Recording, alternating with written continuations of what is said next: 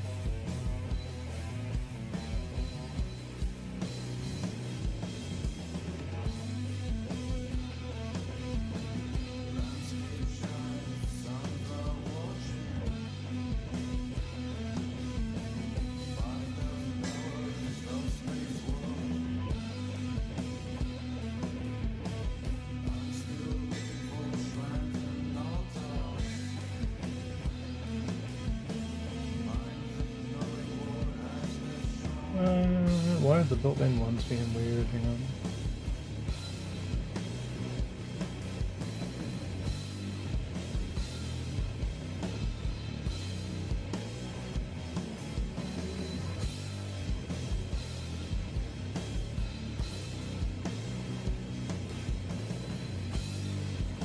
So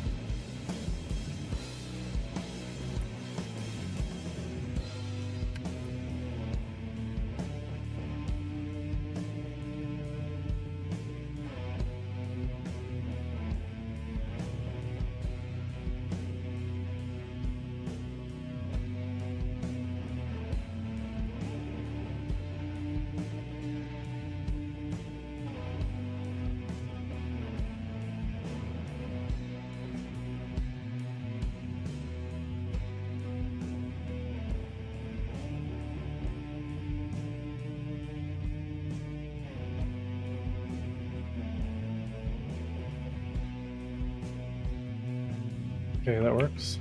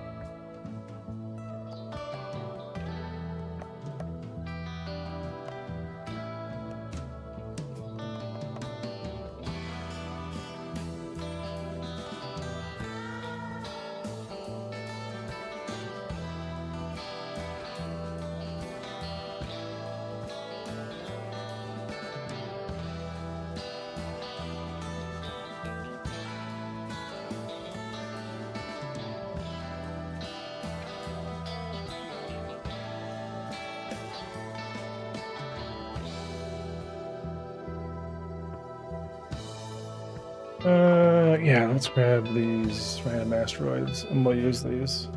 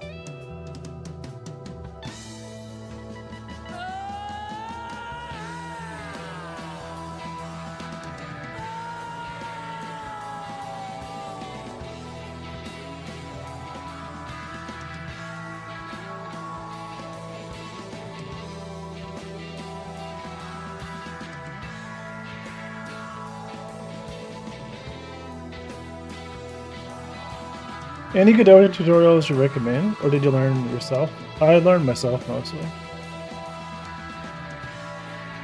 Most of the stuff was just learning, comparing what I did in Unity to Godot. Like, how do I do this thing? How do I do an animation? How do I, you know, it kind of, you know, because I've already had done it, you know, just like, how do I set up an animation tree, you know, like I did in Unity, and, you know, just kind of finding, you know, the similarities. Like, I didn't find point CGI, right? This guy, I'll just kind of show you what I mean. So, some, like, this guy has some of the, like, the best stuff that I've seen, but hell yeah. But in his, I'll show you there's a video. Let's find it here. Animation. This, right? Creating a third-person character controller. Gonna mute it, but like, obviously I'm doing it in C#, but that doesn't really matter. The animations themselves from Mixamo, how they're set up, and how to kind of get things going. It will show you at the end here. Like, here's his animation tree, right? And he can walk around, and right, and everything is kind of good, right? Like following guides like that, right? Because I'm trying to figure out, how do I do the exact same system that I did in Unity? How does it work? Because it's more like, you know, when you're porting things, you've already done it once, and you're trying to find the Godot way of doing something you've already done, which is a little bit different.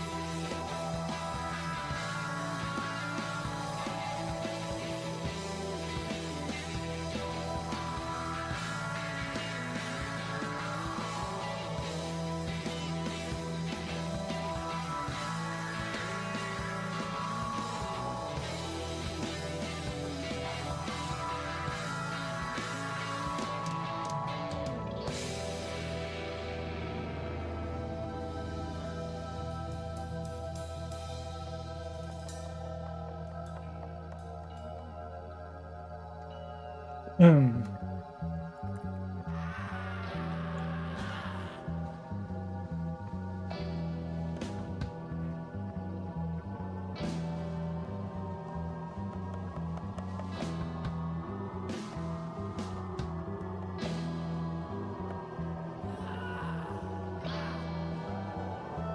and then we'll save.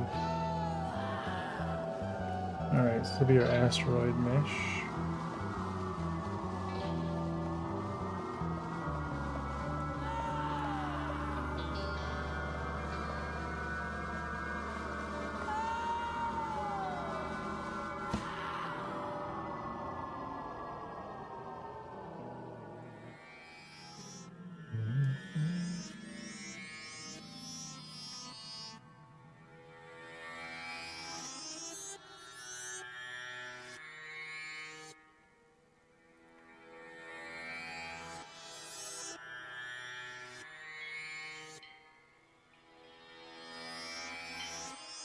If you're wondering what we're doing today, we're making 1,000,000 asteroids.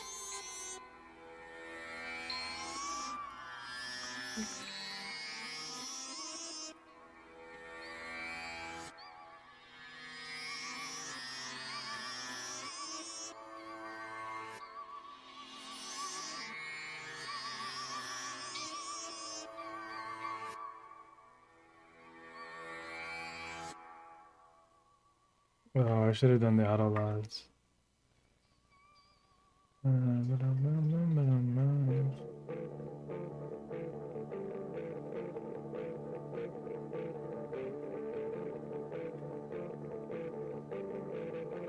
Godot do random shape generation if you want to. You can make your own. You can use like multi-mesh instances and just generate your own terrain and stuff like that. The problem with can Godot do X and Y is the limiting factor is always the self and not the engine, you know? As long as the engine can draw things on a screen, you know, you can do it. You can make a shader to do it. You can, you know. Okay, what's next?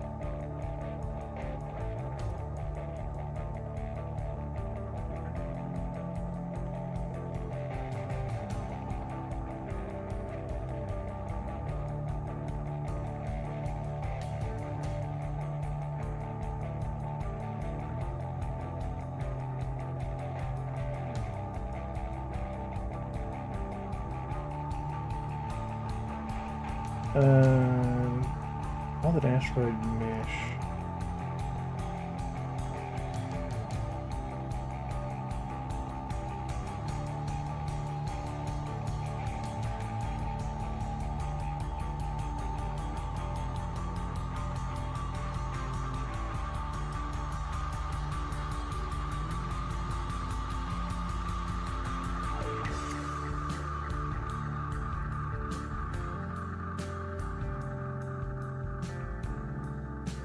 Asteroid multi.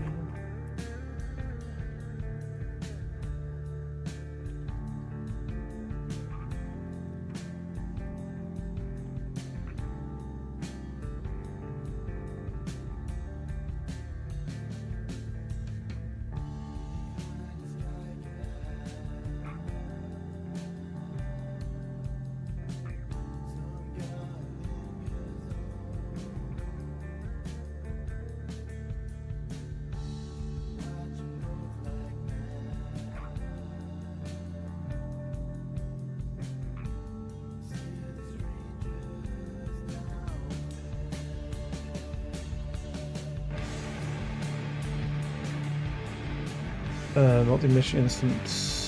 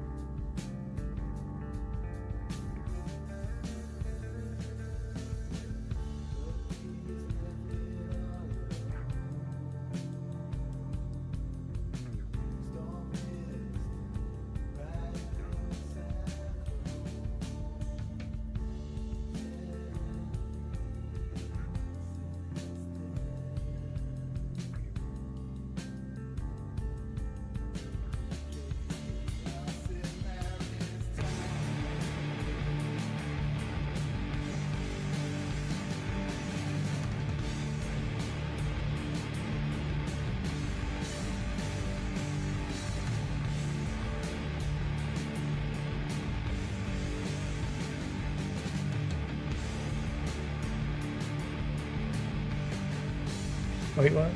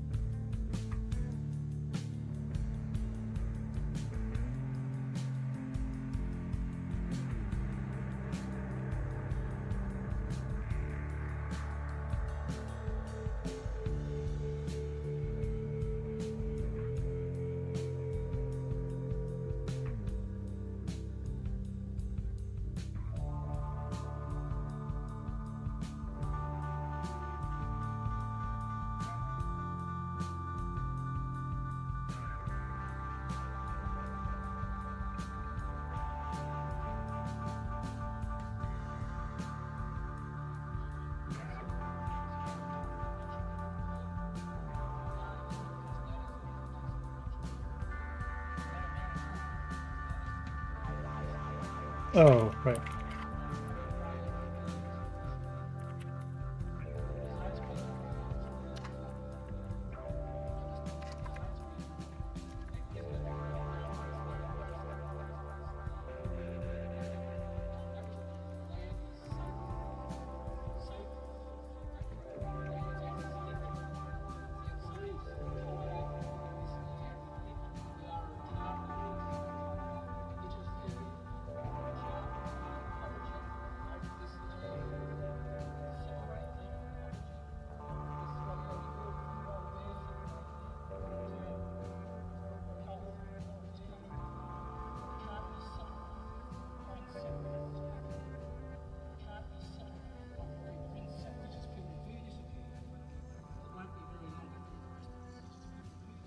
Always maps.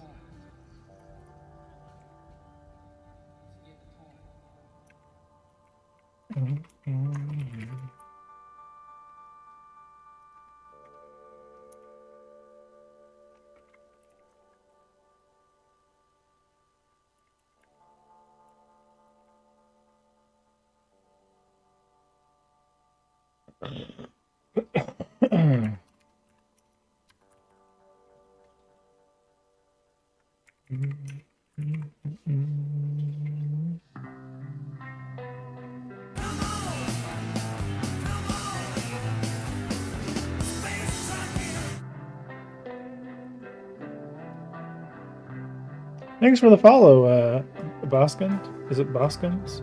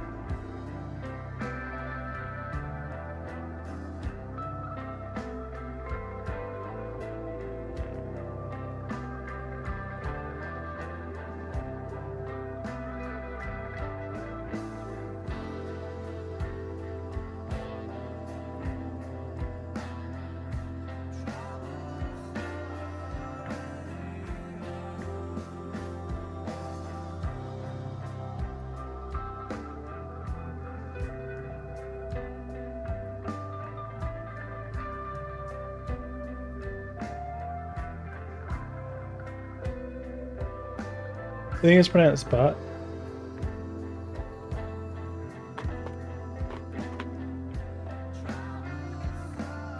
Being bot game? Botkins?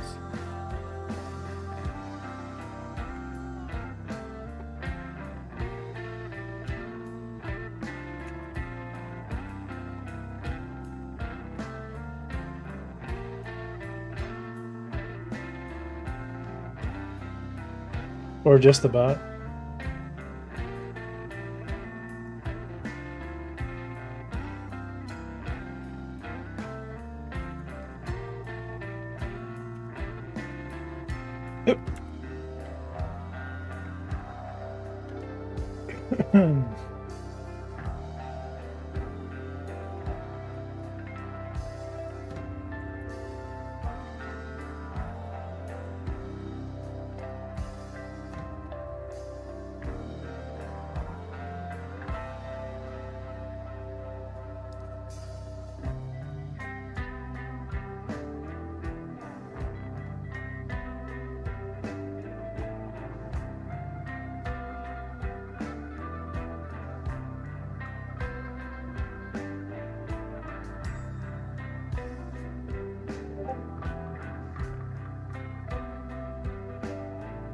Let's talk furniture.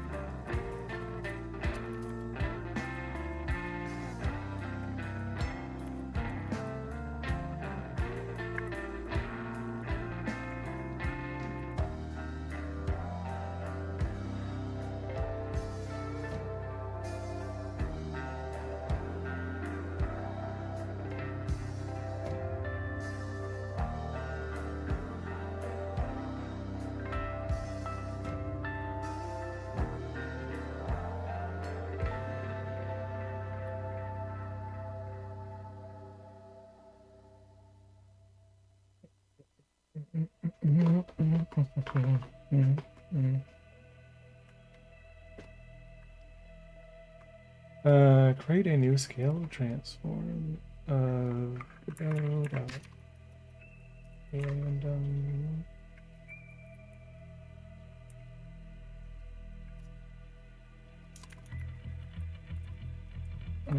a second. Economy.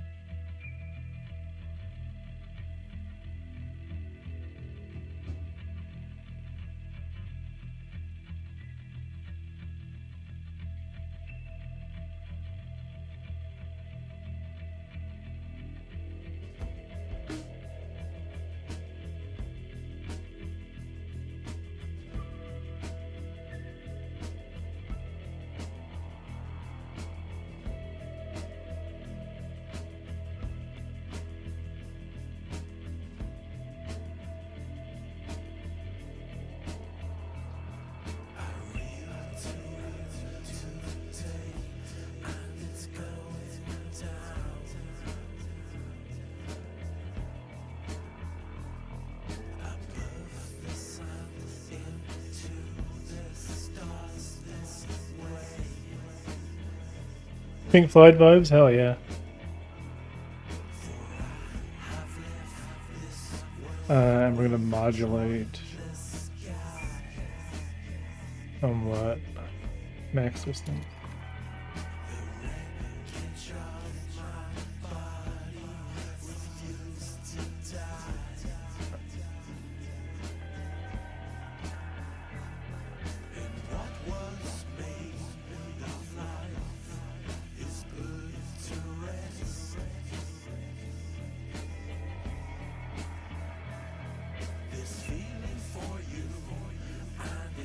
Oh, random flow. Oh, yeah, yeah, okay. So 0 to 1 time is a max distance.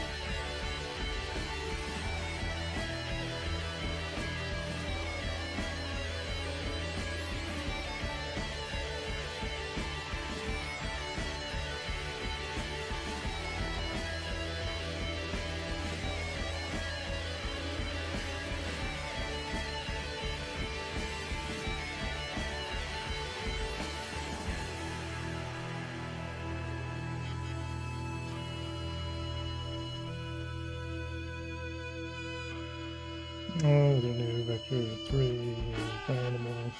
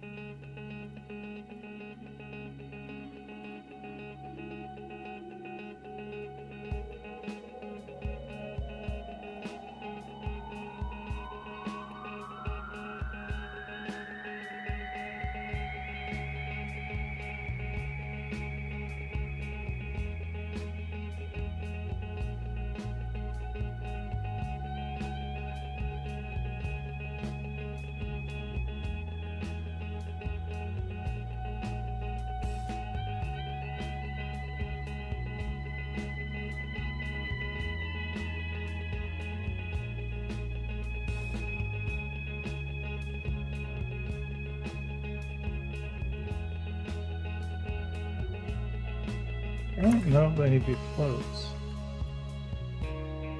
Yeah, no, they don't.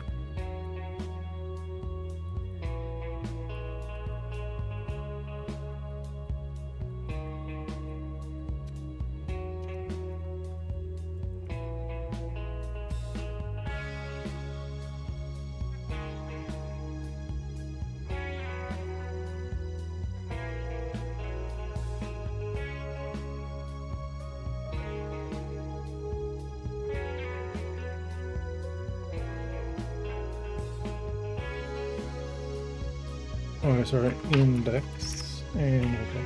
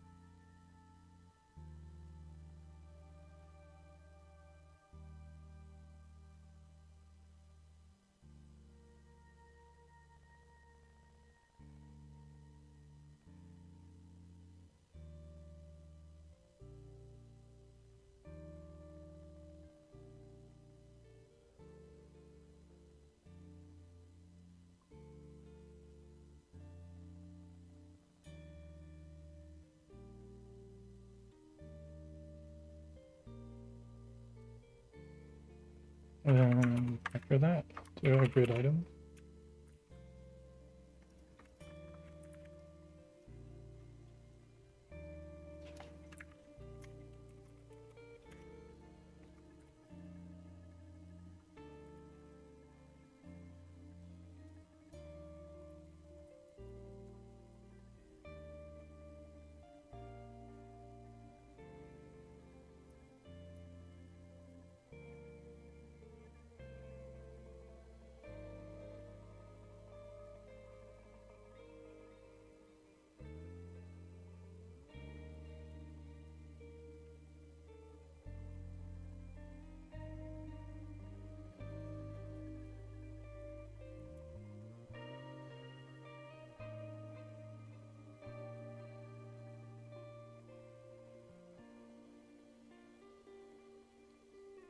Hey, hello there. What are you working on? From the file name, it seems about instancing. Hey, Sleepy Mushroom. I'll show you the GD script implementation. I'm actually like converting over. I'm optimizing the GD script version of this asteroid system to be a little bit more effective. And I'll explain. So here we are at 144 FPS. Let me move this over. Right, so we have our asteroid, and if I spawn in a little bit more, now we have 2,000. Now we have 4,000. Now we have 8,000, 16,000, 32,000, 64,000, 128,000, 256,000, 512,000, a million, 2 million, 4 million. And that's where we max out. At that point, we're flying around noise. So I want to optimize this a little bit. So I'm just right now putting over to C# because I want to build an asteroid system manager. That kind of makes sense. And I have this system that I'm going to use. God, it's so much to explain of how I'm going to approach this. But we're going to be using volumetrics in a very clever way. And the best way I can explain it is that we have this UV, we have this gradient, right? And this gradient represents a ring. And you can visualize that as literally, this will be the image that's going around this asteroid ring. And let's assume, this asteroid ring, is much bigger, right? But this UV itself, we found wrapped, and we were in UV space, right? This would be obviously UV align.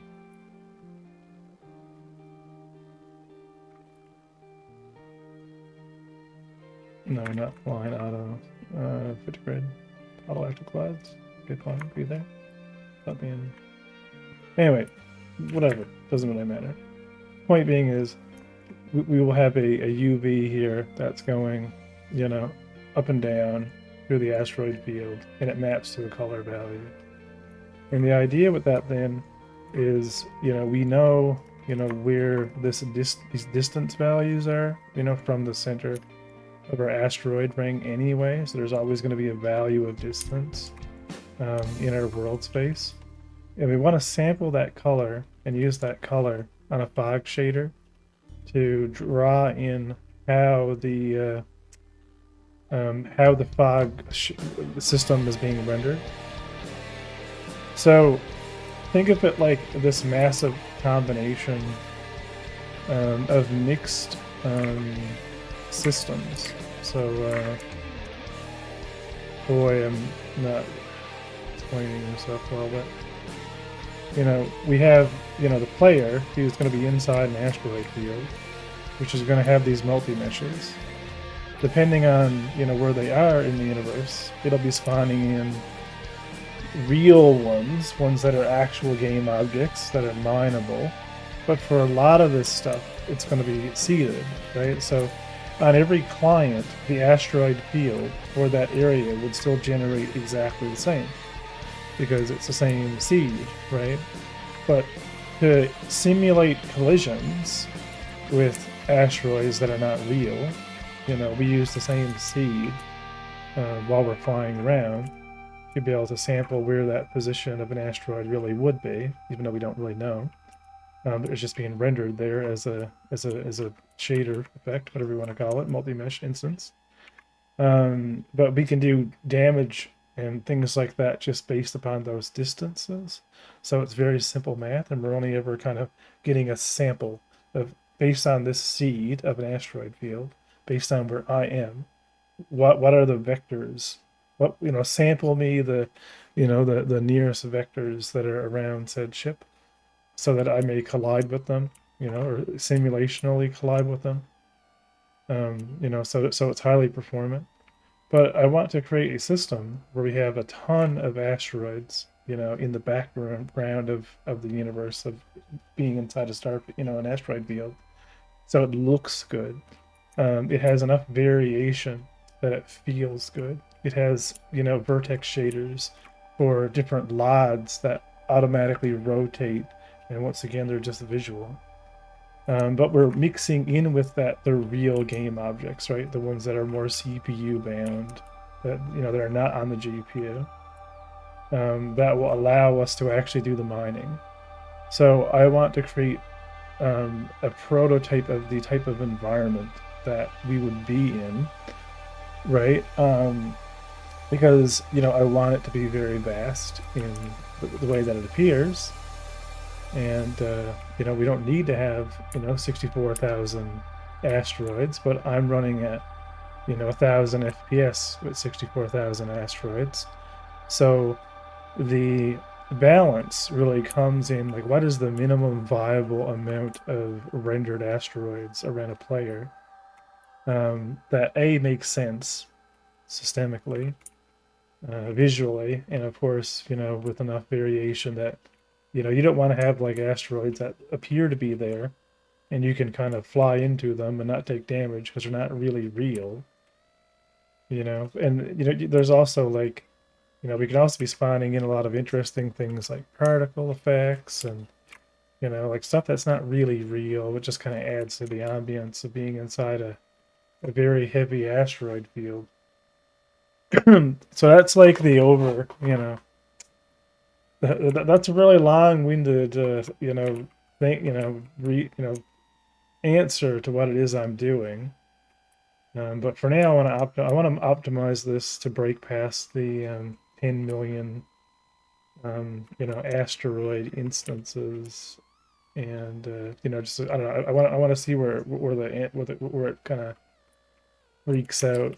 Where is the limit? That yeah, yeah, that makes sense. Um, Obviously, we don't need like 30 million asteroids. So, that's not something that needs to happen. But we can speed up the instantiation of the mesh instances, and we can optimize how they appear and kind of stagger them, and kind of, there's unlimited things that we can be doing.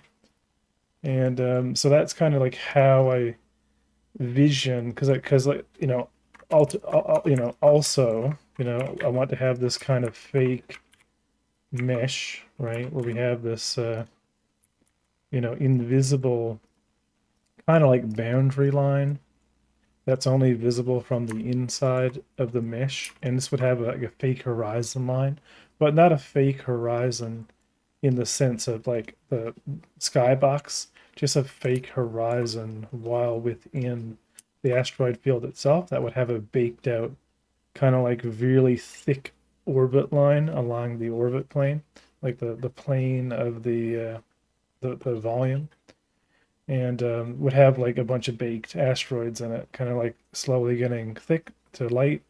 So, that's kind of the billboard along the edge, and so you put it all together, right? You have the fog being driven by texture, depending on distance, to whatever the asteroid is. And then ultimately, when it's all done, you have a planet, an ice planet. Ice planet has an asteroid field. Asteroid field's all, filled with cool ice particles. And it's like atmospherically cool to look at. And apparently the music stopped or it ran out. Oh, yeah, yeah.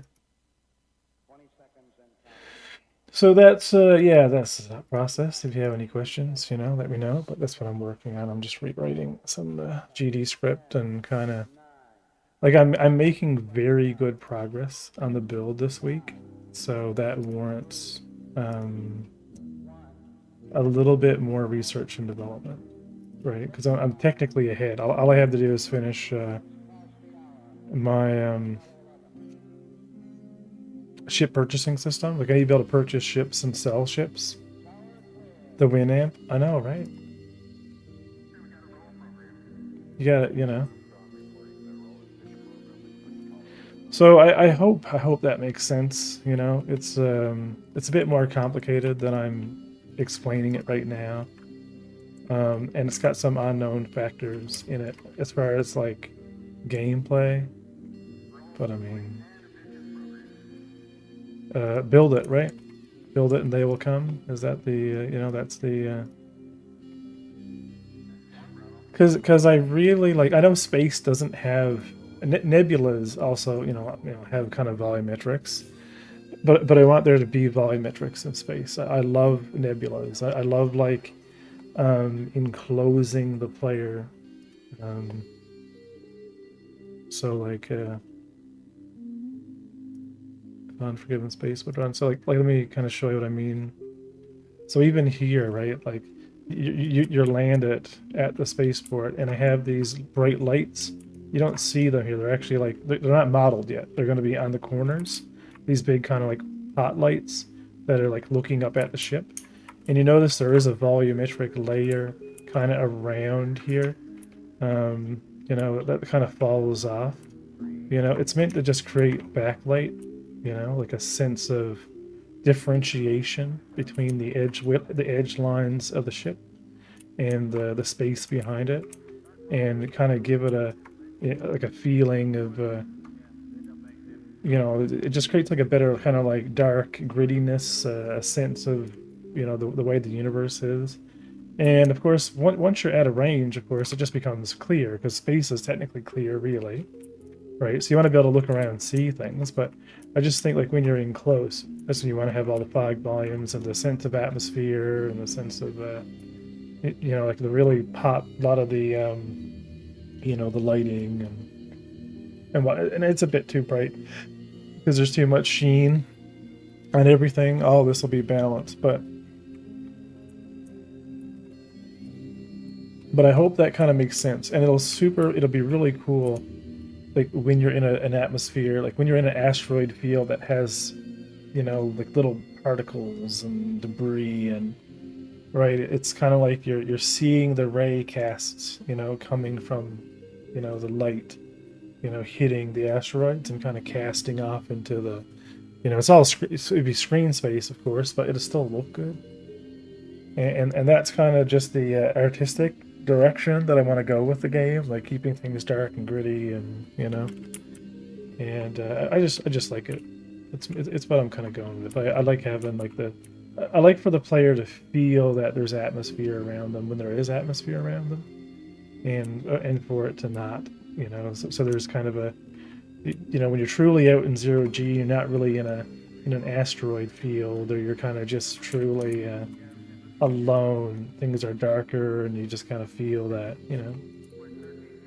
Don't know. When you're doing game design, that's what it all comes down to. Is like what is the feeling you get from this environment that you're in, and I just hope to be able to express that in a way that makes sense. We'll get there. How's my ear? Oh, my glasses are like pulling my ear down. Anyway, back to the boarding.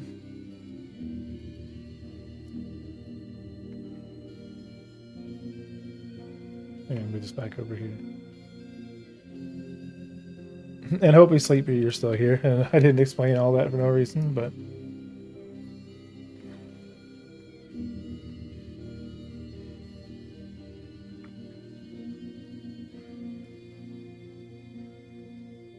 Oh, you are Sleepy Mushroom on YouTube. Is that correct?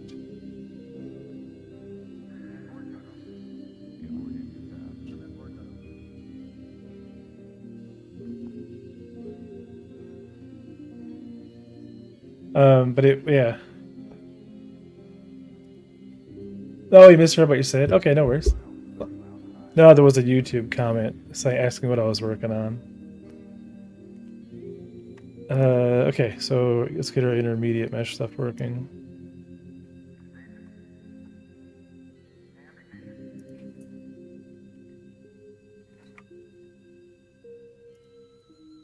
Okay, so we need our... so let's do an export.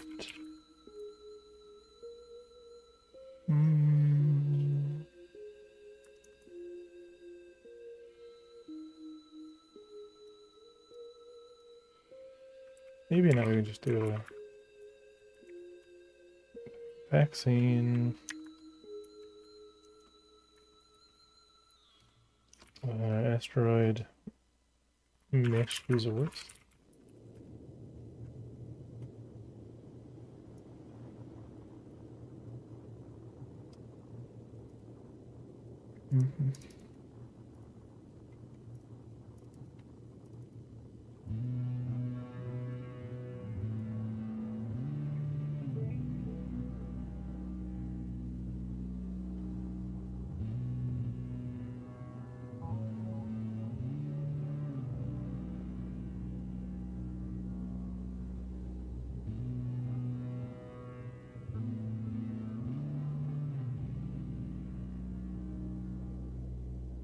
Okay, we can just say okay.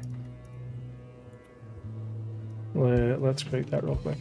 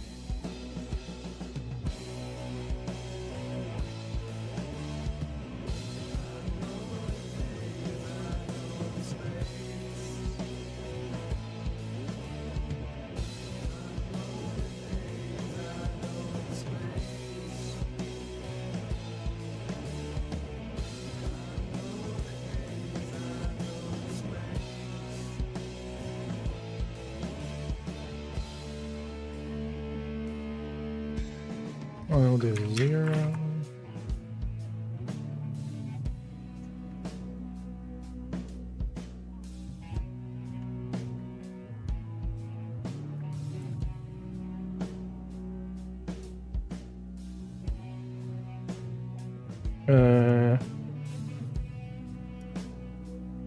Oh, do I want the shadow mesh?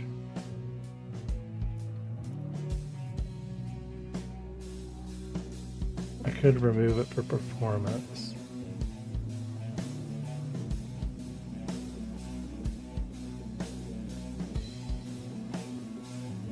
I don't know, I'm gonna leave it.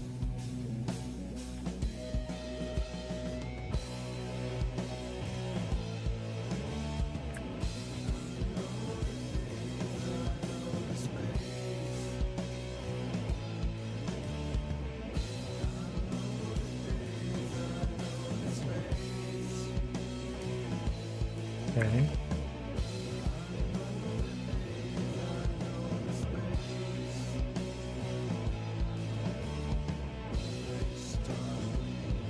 So this will be your asteroid mesh fluid item.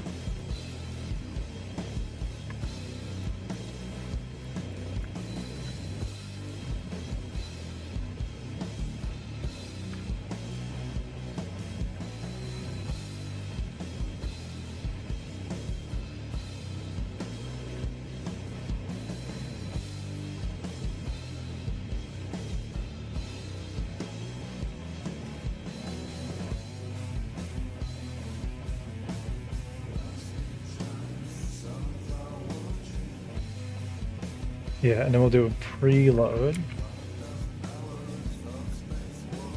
Oh, then again, that should be fine. Yeah, no, we'll just do our asteroid mesh resource as an export.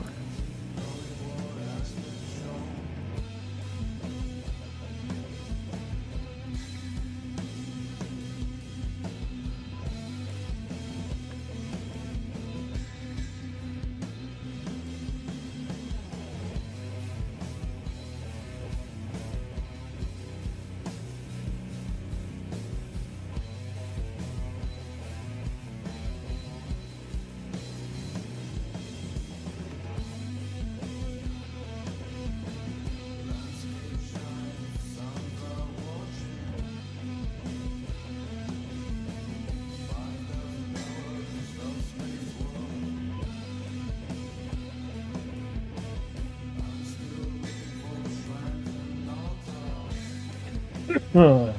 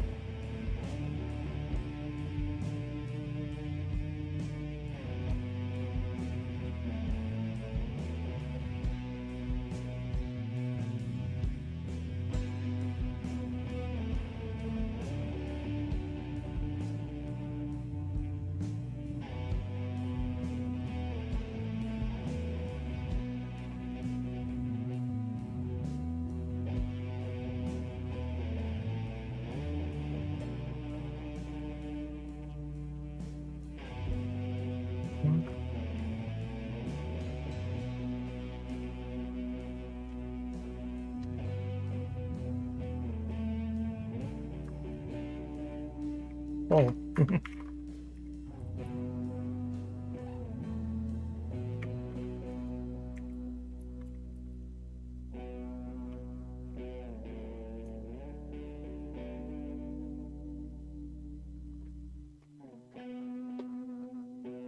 So our position y minus 150 0.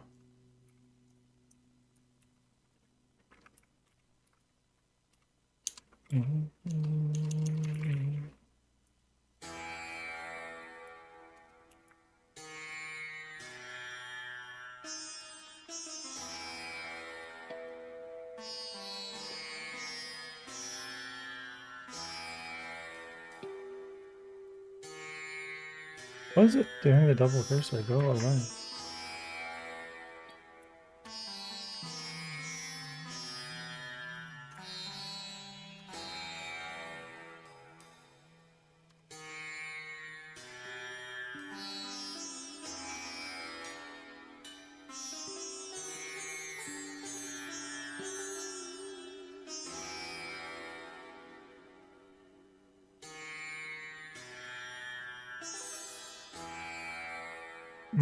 For each y, z.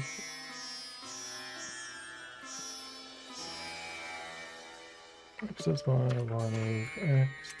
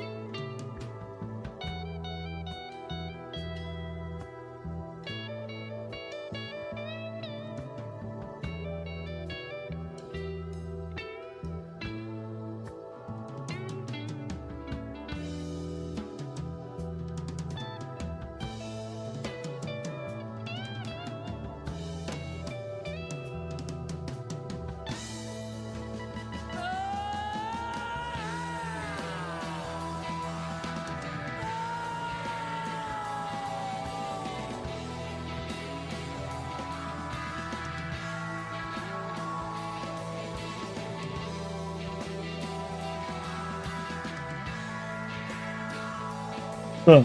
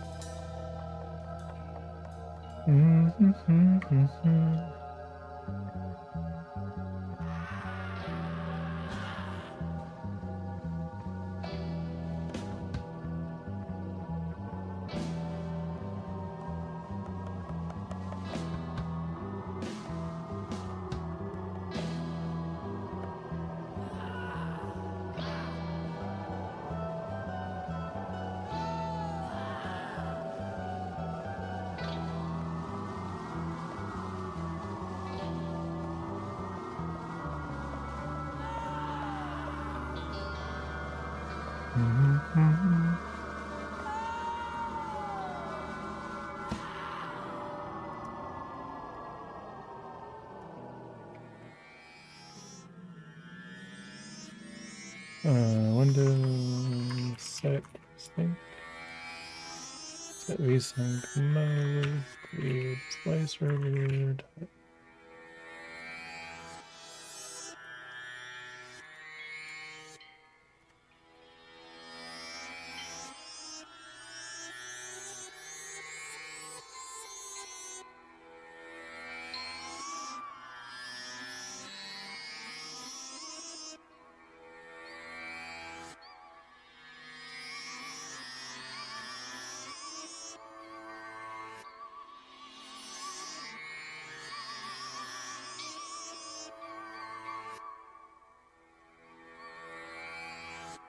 Hmm.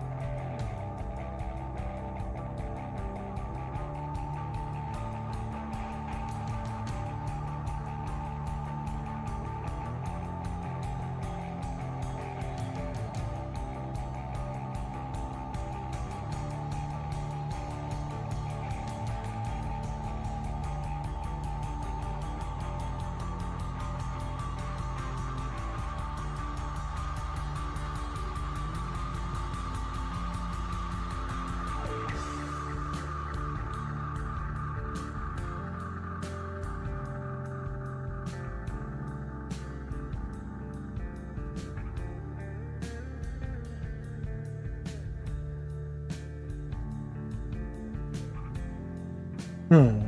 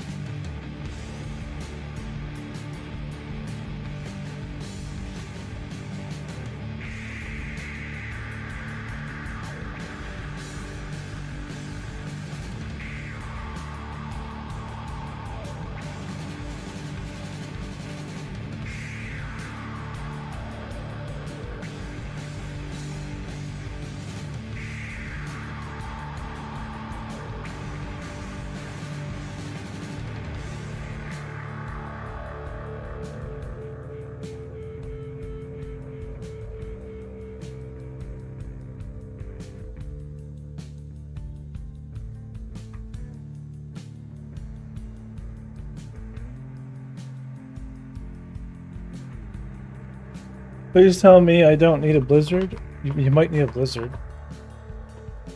But it's 10:30. So I don't know when blizzards close.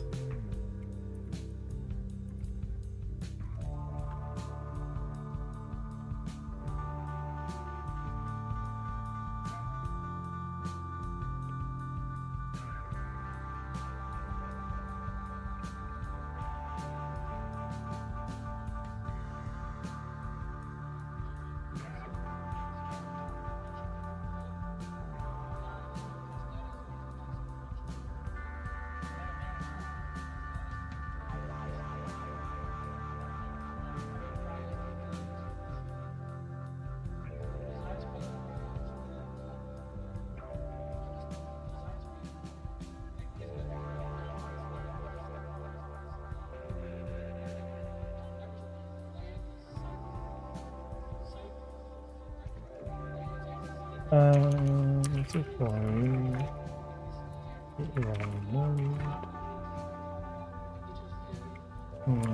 Brave Pilgrim.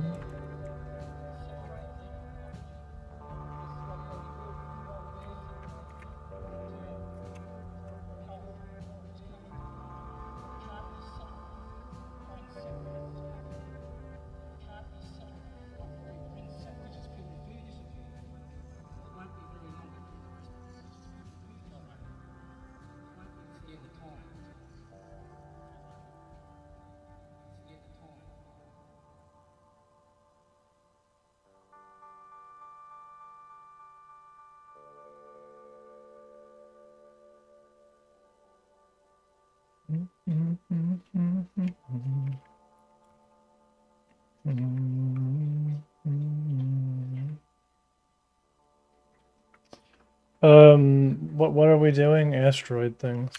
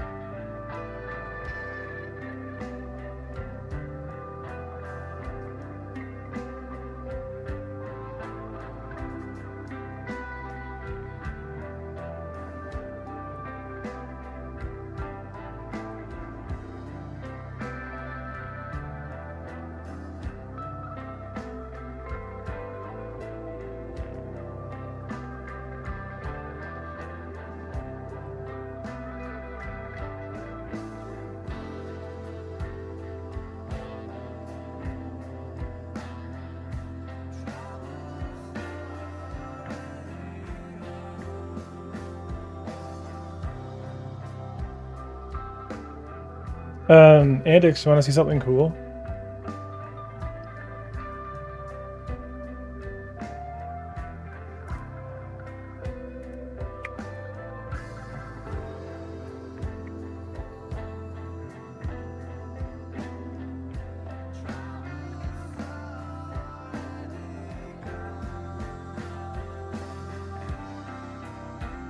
Okay, 1,000 asteroids. And they're still there. 2,000. 4,000. 8,000. 16,000. 32,000. 64,000. 128,000. 256,000. 512,000. A million. 2 million. 4 million. At 60 FPS. Well, it dips.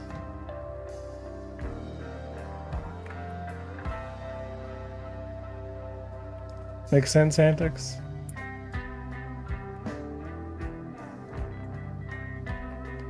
Right? It's yes amount of asteroids.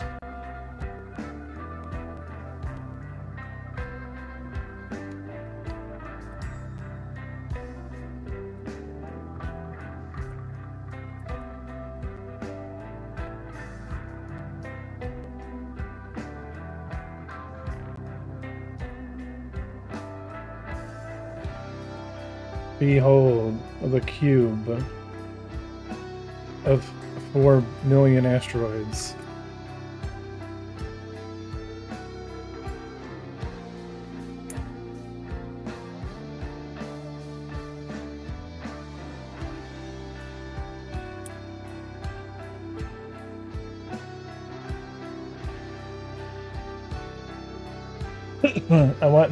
I want that many candy pieces in my blizzard.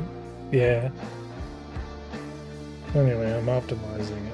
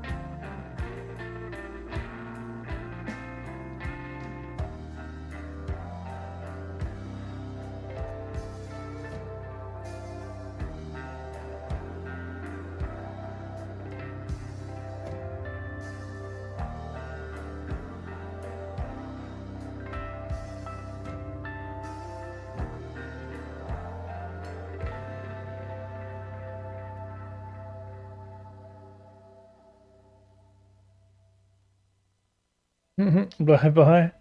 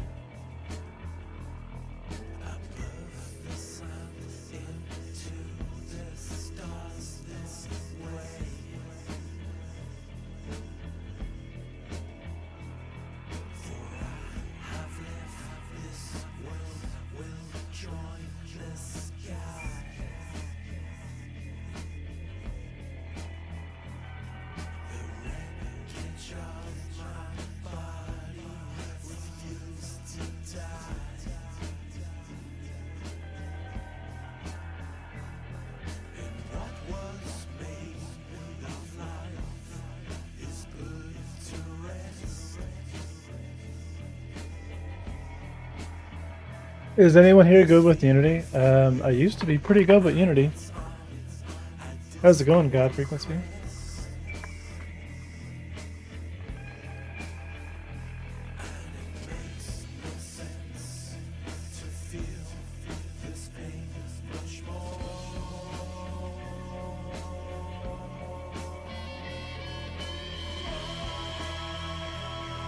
Yeah, I don't think this is a multi-mesh instance 3D.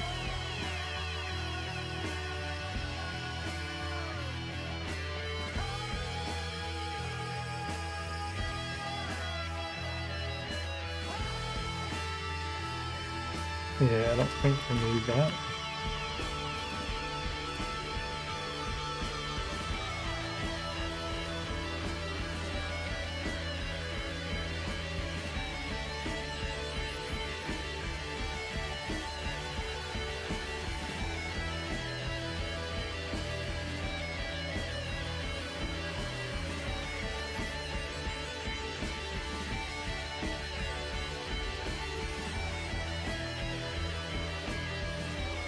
What do you ask?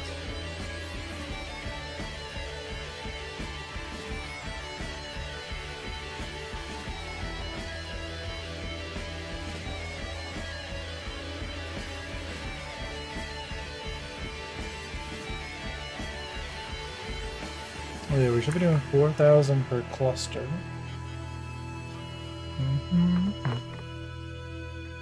For eyes or instant count to the max asteroids.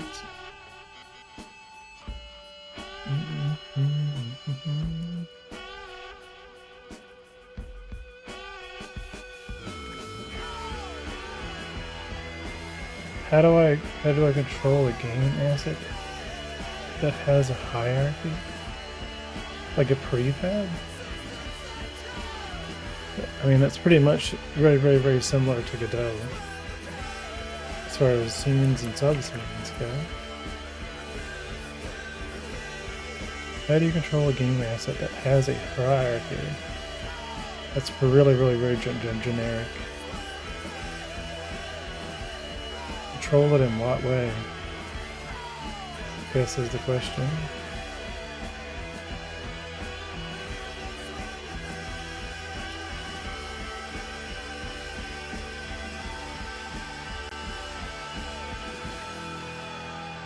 What am I missing? And multi-mission item is our multi-mesh GPU type. What is this? Yeah, it's our multi-mesh. This is fine. This is 3D. Like, it's a prefab drone with a hierarchy, but I can't figure out how to control each individual motor. The hierarchy is drone, wing, then motor. Can't you just reference it, like in the inspector?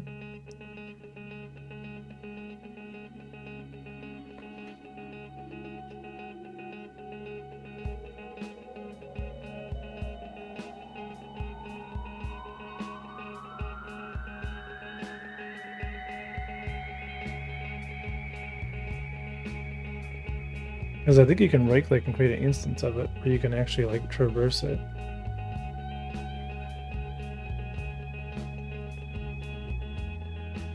I don't remember what it's called now. It's been 3 months since I've been in there. Because that's very similar to the Godot, way of doing things. Like sometimes, like I can't access, let's say I want to access something inside this sub-scene. Godot example, but I could make it editable. And now I can reference things inside, the subscene in this, hierarchy. In Godot, like everything is a prefab. Like everything is a continuing branch of a subscene. That's super cool. It takes kind of the prefab philosophy and, extends it.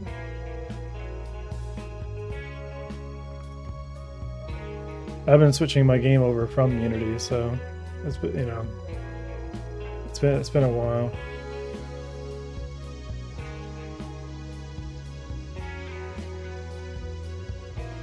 What am I missing? There is a default mesh. Light map, shadow mask, the buffer.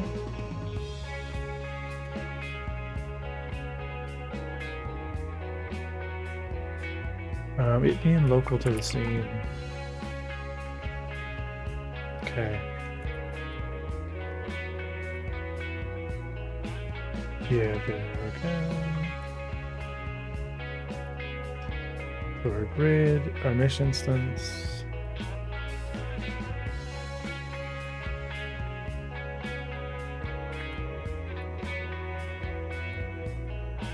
I'm like getting asteroids, but I can't see.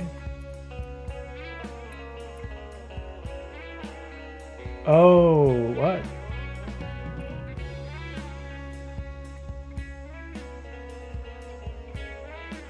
Oh, it's because the camera's a node? Hang on a second.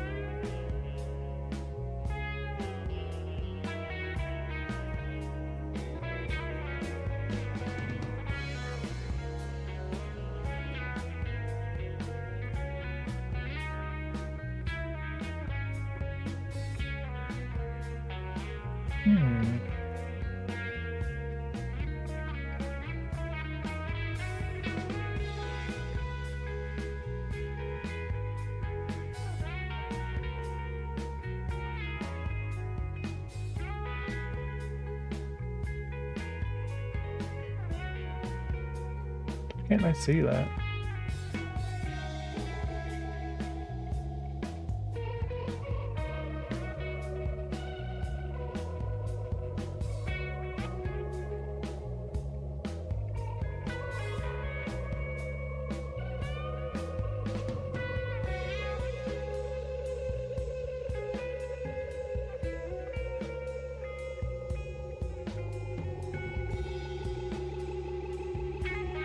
Okay, fine, I'm just gonna make it look.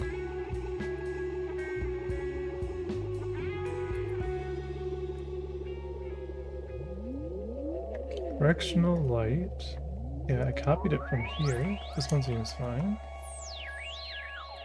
A directional light.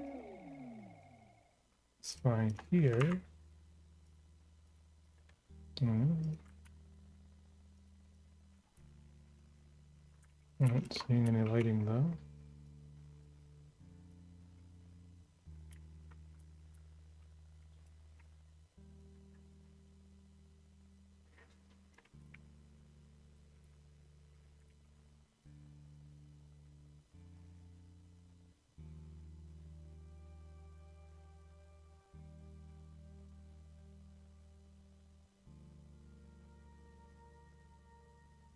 Asteroid multi-mesh. We have our grid.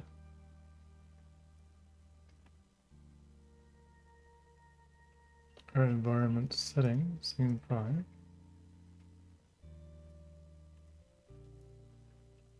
Here's the one that saved. Would my idea work before I go further? Is going to be like physics sim, so each motor will generate thrust and you move to prefab realistically. How would you? I've already approached that pretty much in my game. As you can see here by the AI in the, because you can apply, you know, on the rigid body, you can apply force, right, at a specific location. So you can just use that thrusters, you know, vector, whatever way it's you know, rotation. You know, use that y or negative y, depending on which way you have it rotated, to apply a force at that position, at that negative vector, depending on what you want to do. If you look at like my game as an example, and we look at our videos, let me just show you some of the ship flight here from back when I was in Unity.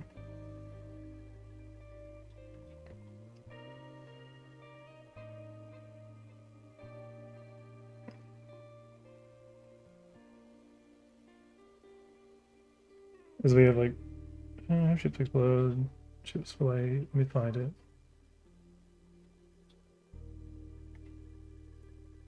Right, this is AI landing completely on its own, fully automatic. Right, all the thrust controller works exactly the same. It uses the correct thrust and auto aligns itself, and you know, like pretty much in the same concept. You know, all the individual thrusters fire, and you know, like, so you can kind of, you can see which thrusters actually, you know, kind of, you know, create the specific role. Because even if you're strafing up, like different thrusters fire in opposing directions.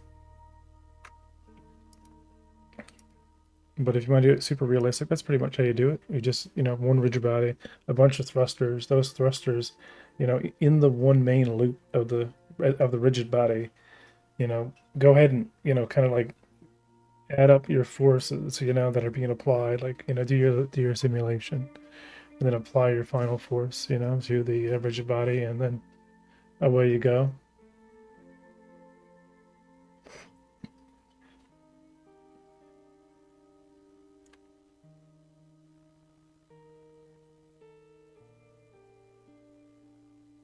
Weird that it's fine here.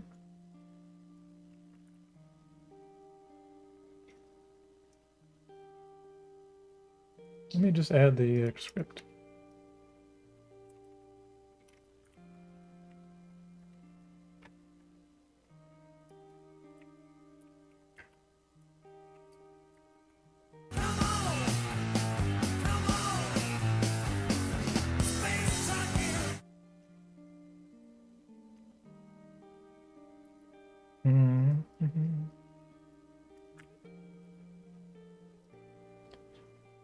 And we need our grid.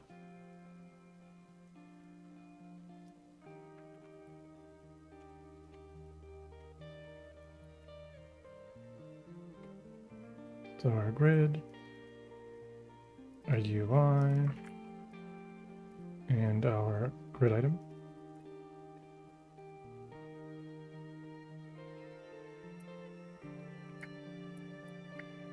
It's like they're spawning.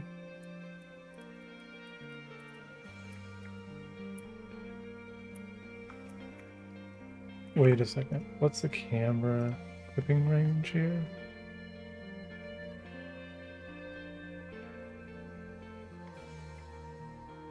What? Oh, wait a second. Hang on.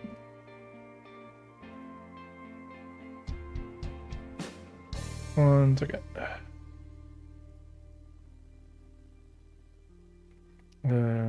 So our camera settings 2005 camera 3D. Thanks for the follow.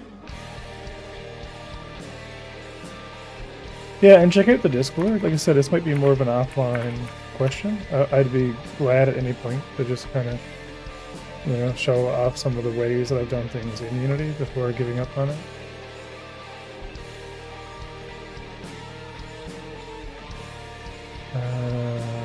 Camera settings are fine.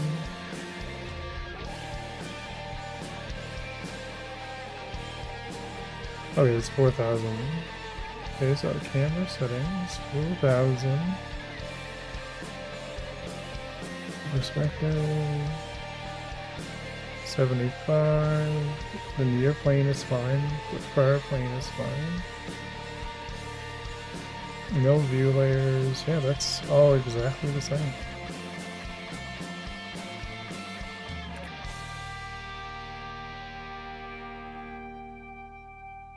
The buffer of the pack scene.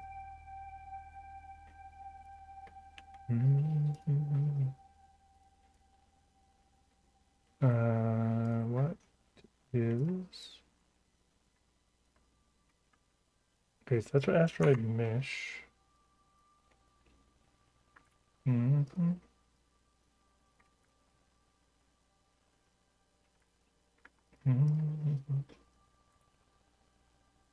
And that's our item.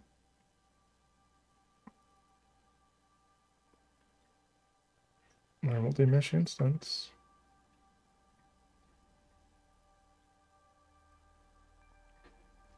This scale, is the scale too small?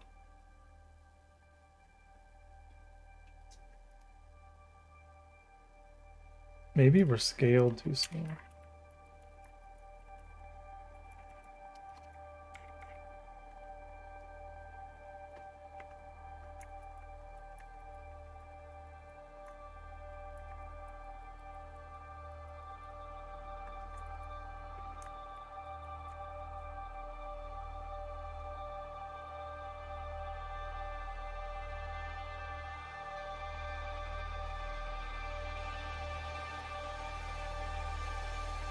Nope.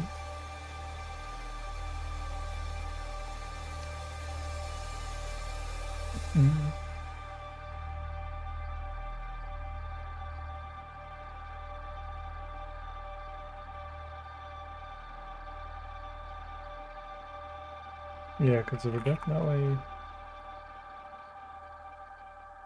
Alright, camera's moving. This is all good. And they are instantiating. Good.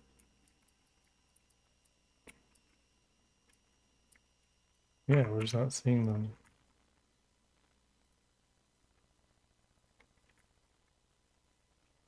Hey, Disketchup.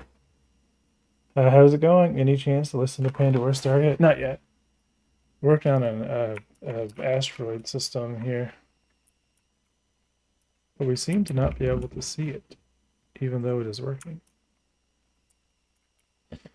Okay, these bugs, I'm assuming, are not. So we're out of scope. Hang on, how are we out of scope? On the Vulkan renderer for the multi-mesh grid on ready. On our multi-mesh grid on ready. We're instantiating our pack scene.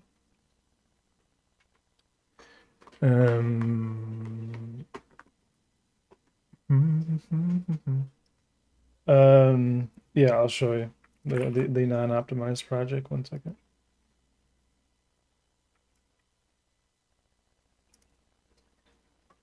So here we are in the universe. There's an asteroid. There's 1,000 other asteroids. Oh, hang on a second. Let's get some music.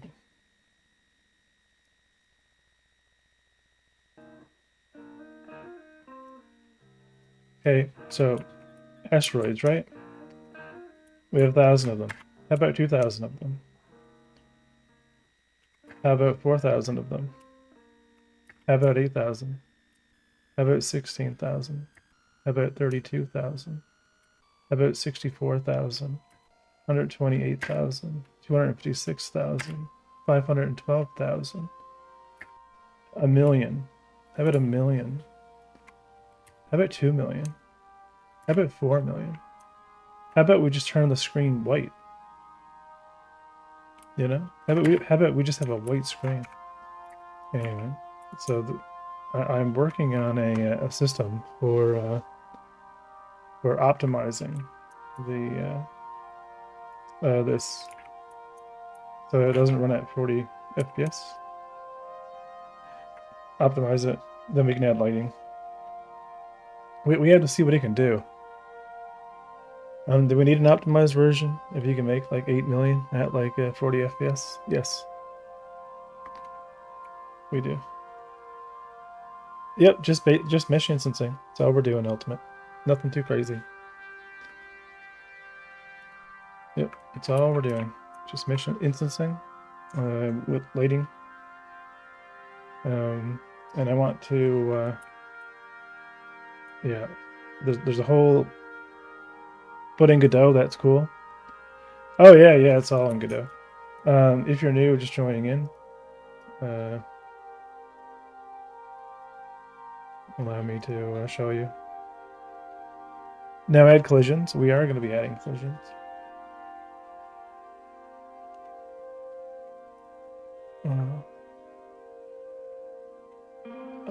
I'm totally going to stick to your stream. You might think collisions are hard, but they're not going to be hard. They're going to be different. Thanks for the follow, Ultimate Lizard. So this is game's called Unforgiven Space. It is a multiplayer space game where you are a nobody. You know, you're just a space trucker in the universe, like a Cowboy Bebop kind of.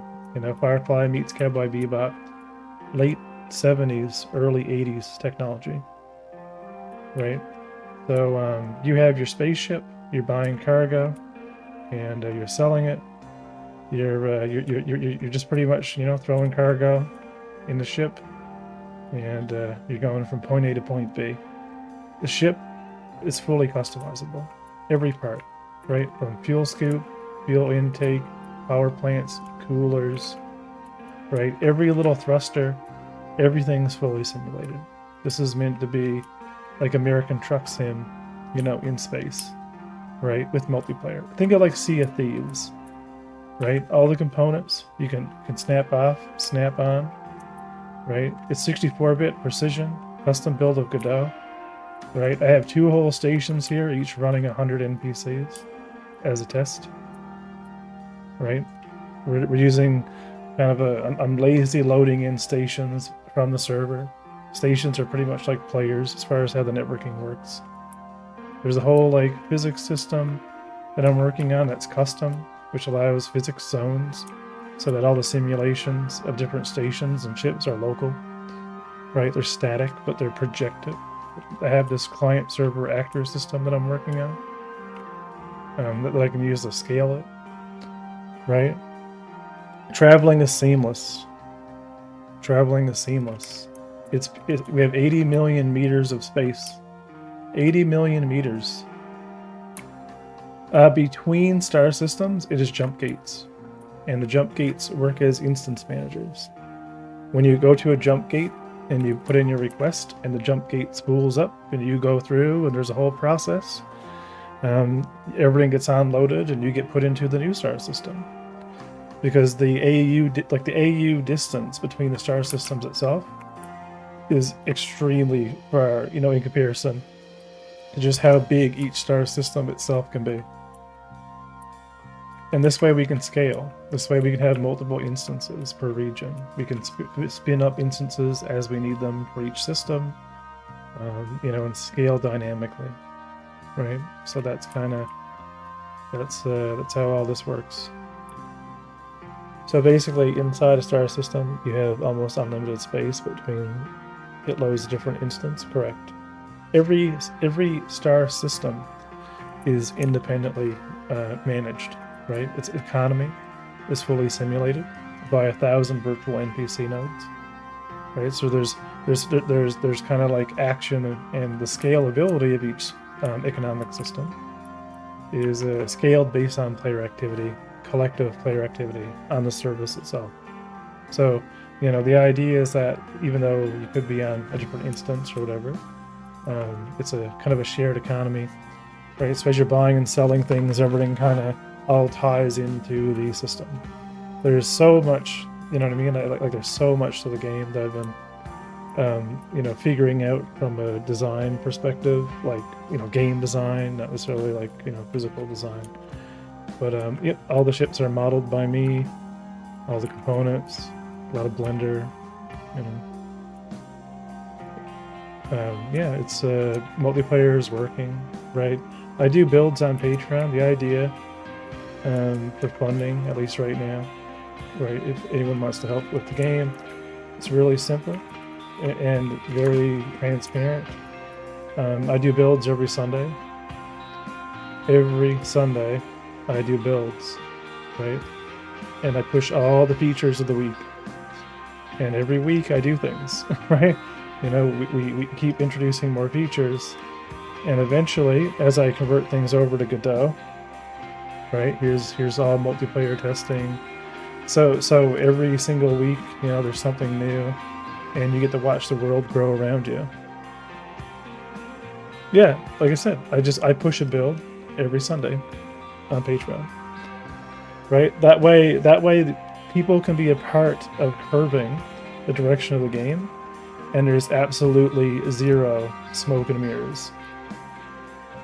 Right? Like here's the AI, here's the AI flight system that I was showing you.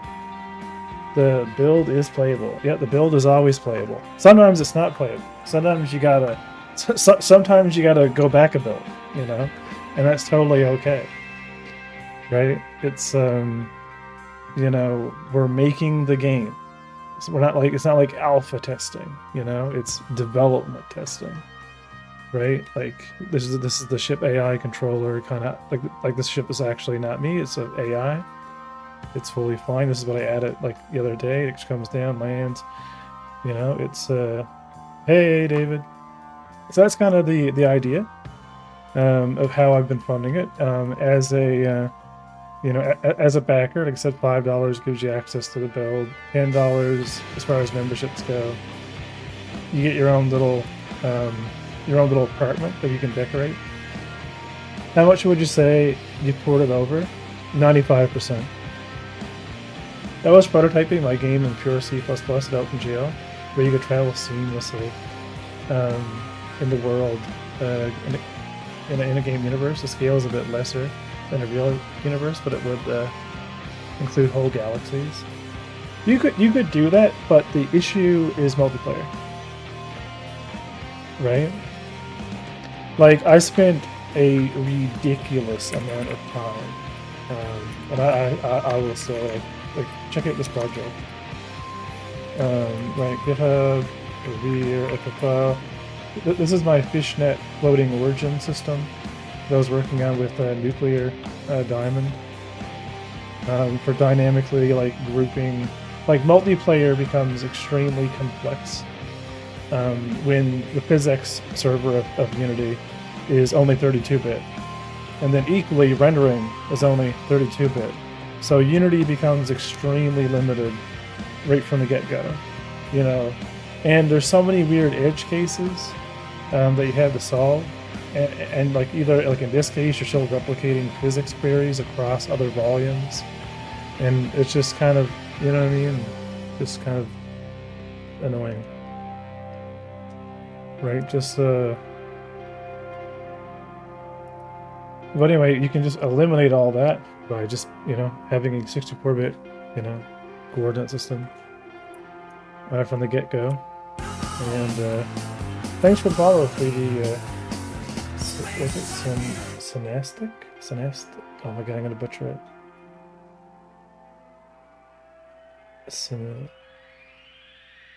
Synasi? I don't know. Let me know how to pronounce it. Welcome to the convoy. It means artist in my language. Oh, cool. Cool. Gotta love more 3D artists, you know? But yeah, it's, and that's what I'm working on now, some of the asteroid tech. There's a lot of stuff I have working in Unity. And there's a lot of things this time around I'm not really gonna push right away. I'm not gonna worry too much about it, you know? I'm going to, not like take my time, but like I want to get like really solid gameplay loops going. I want to do like some hacking mini games. There's some really cool stuff. I do everything in my game. You know, like everything from like, oh, so like, right, like what we're working on recently was this cool speeder bike. It's still only weight box. But just like, you know, give you an idea, you know, so this is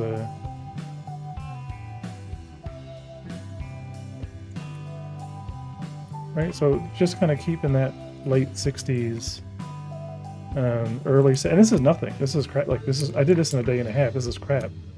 Like this is just like shitty topology, more shitty topology, it's just gray box, you know what I mean, like, all of that, they're just boxes. There's nothing to this, right? Like, there's no geometry. There's nothing. All of this, it's just lines. They're not even connected together. They're like wrapping around. You can even see all the crap here, you know, like where they're just touching. You know what I mean? Cause yeah, that's the ethos. You know, ship it. Doesn't matter. Just make it work. You know what I mean? Like think about how the ship functions and make the ship be real, you know? And just, you know, from a design perspective, right? And then when you take that then and you go and you slap it in the Godot, you know, for testing, boop, right? It's not like, you know, it's about just getting it out, you know? Here's some planet tech I'm working on. Ignore this. This is you're not allowed to see that. It's I'm totally not working on any of this stuff. It's not real. You know, you're not allowed to see this. But check it out, what this looks like in the game. You know what I mean? And this is just default. I didn't do anything extra. I just slapped it in the build. You know, and relied on the auto load generation. And like I said, like these parts will change. Like the roof, like this will all change. It'll become more final art. But how does it feel? You know?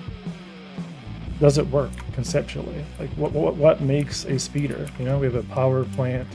You know, we have a battery, right? We have a fuel tank, right? Like how would a speeder actually function in Unforgiven space? You know, how long does it run for? How does it work? You know?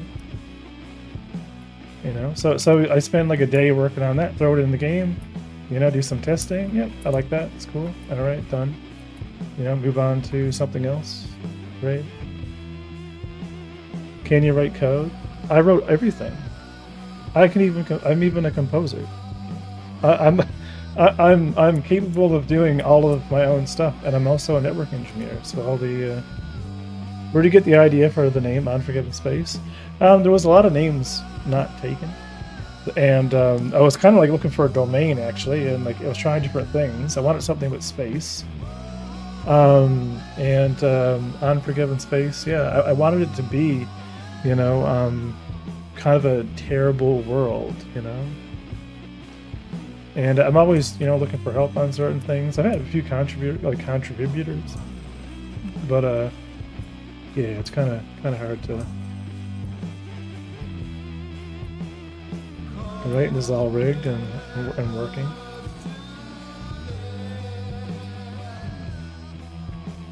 Where's the animation?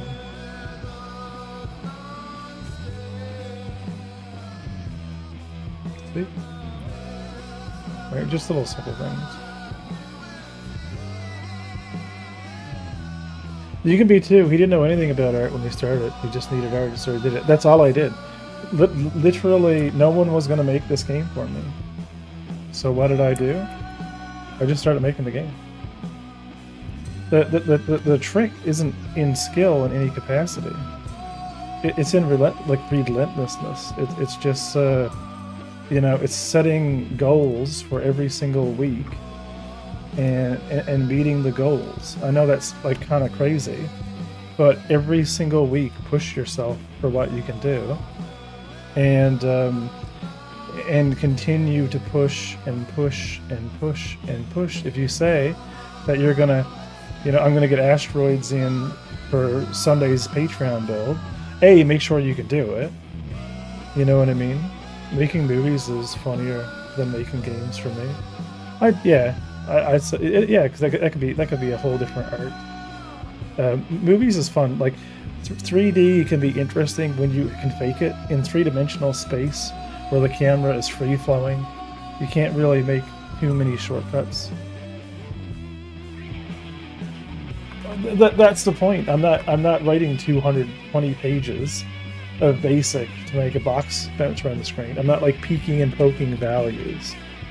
You know what I mean? Like those days are gone, right? You have tools that can just do things for you. You have ChatGPT that can just write code. Nobody's limited anymore. They're only limited to their own creativity. There's no actual limits to what you can create. Just whatever you have time, you know, just time and passion. You know, energy, right? Like, I will eventually figure out the planet tech. I don't have it figured out yet. I had it working in Unity, but it was through a third party.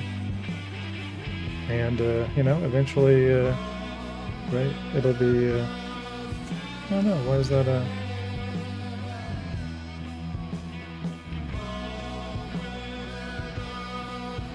oh, I'm viewing it as... yeah, there we go. Yeah, I'm excited, man, to get into some of the cool stuff. I call it the cool stuff, the more prototypey stuff, you know? Yeah, right now it's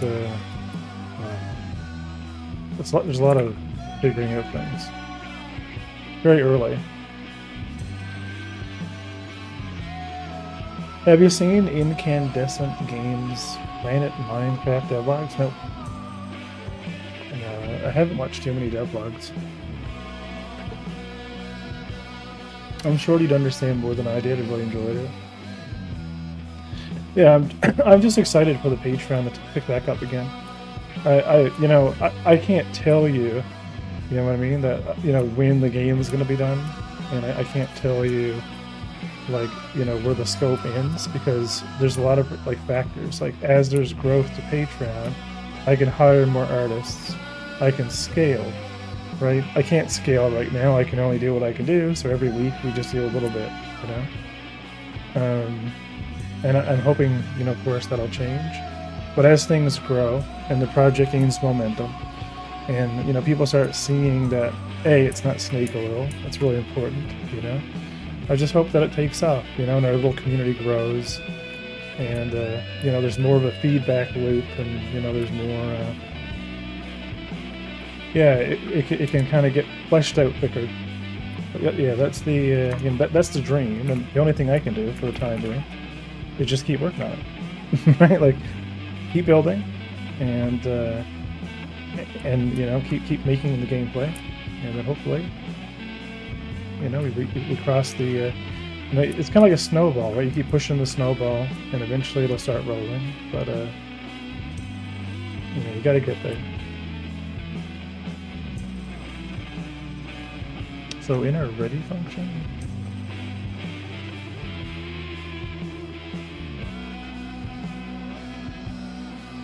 are we out of scope here? As we're instantiating it as a multi-mesh instance 3D. We're adding it to the grid. We're setting a new transform based on our origin.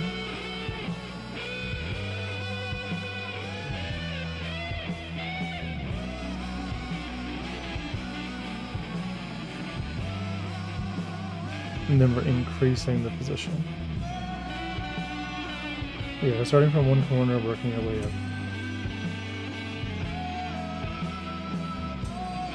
Adding to the position. From 0 to 10.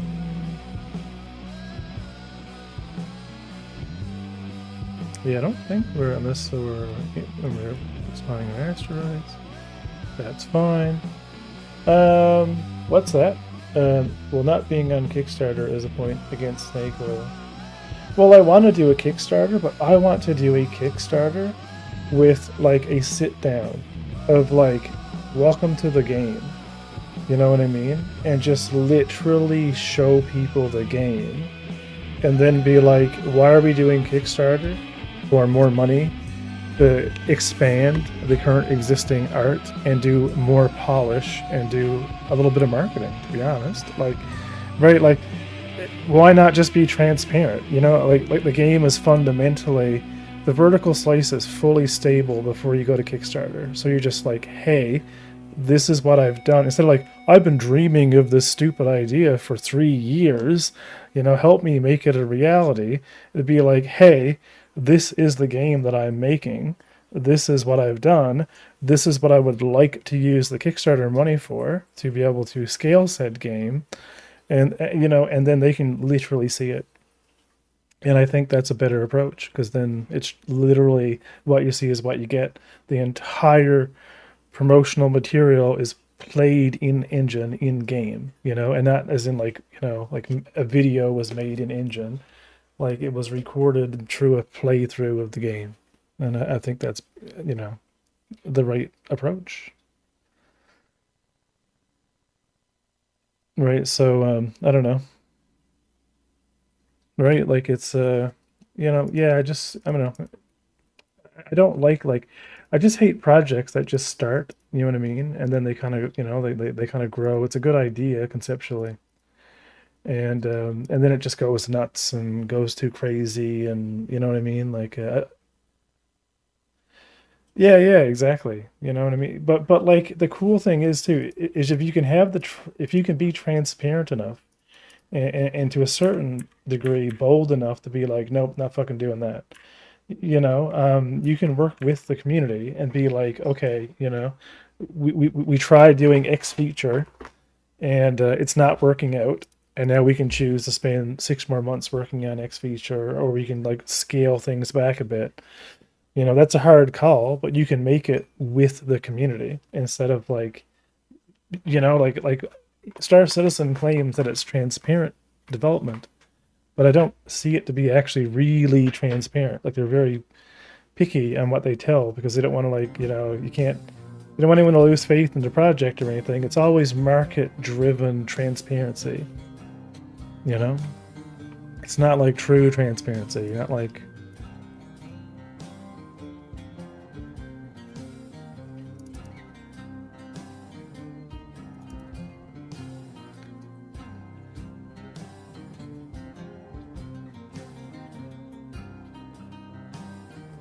because I thought the quality wasn't up for enough.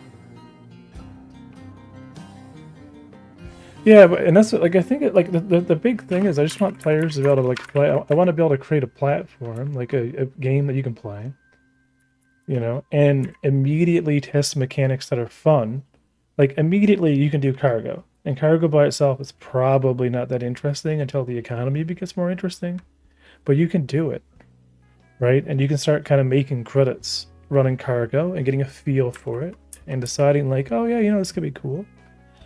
And you're playing the game, you know what I mean? And you're testing the game, and you're discovering as a player like what is fun, and then there's direct feedback, you know.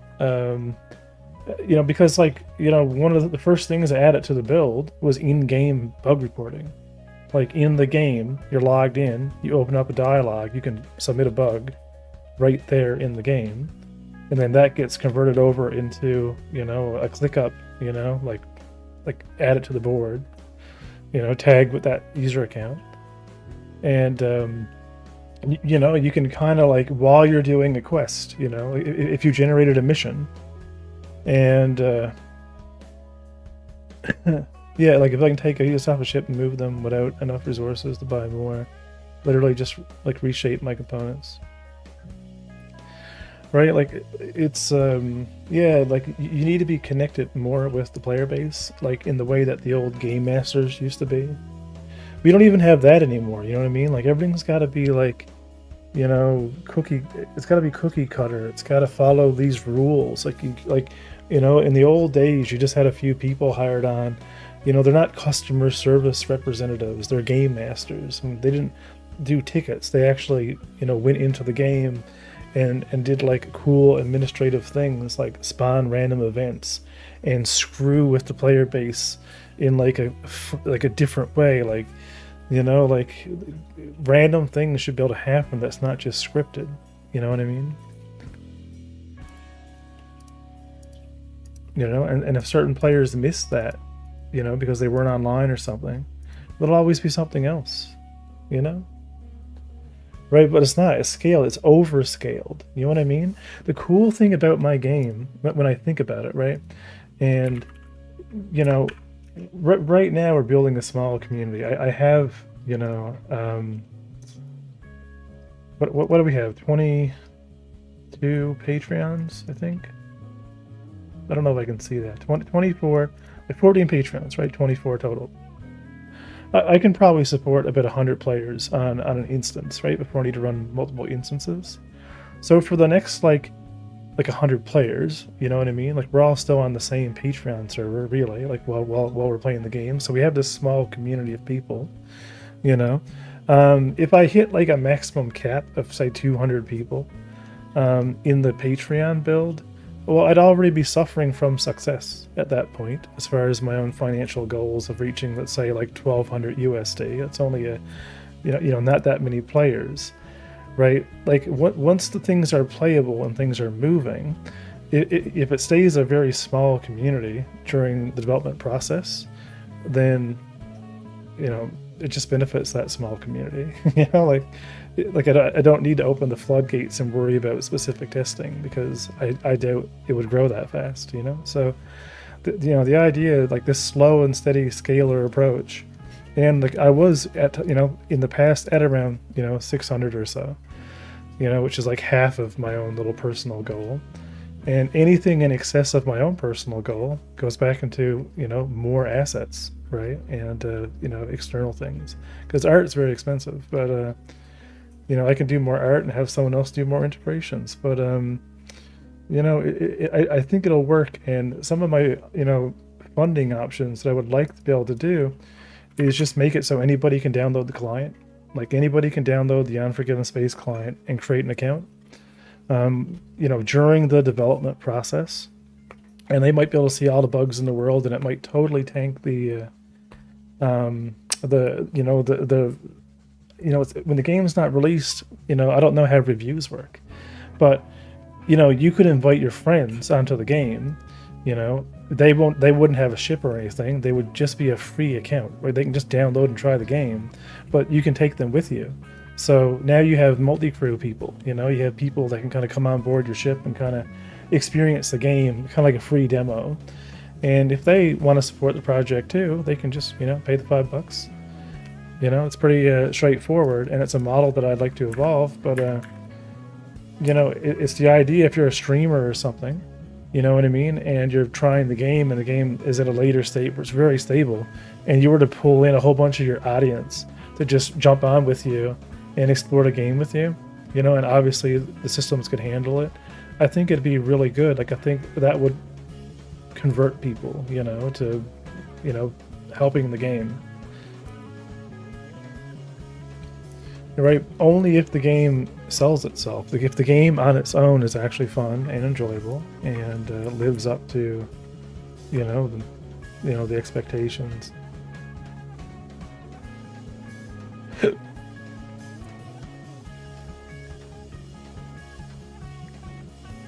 Yeah, I don't know if it's a vaccine that I'd be loading. Or a direct resource.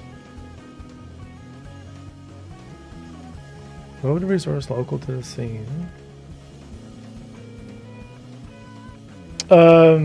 It's just here. That should work.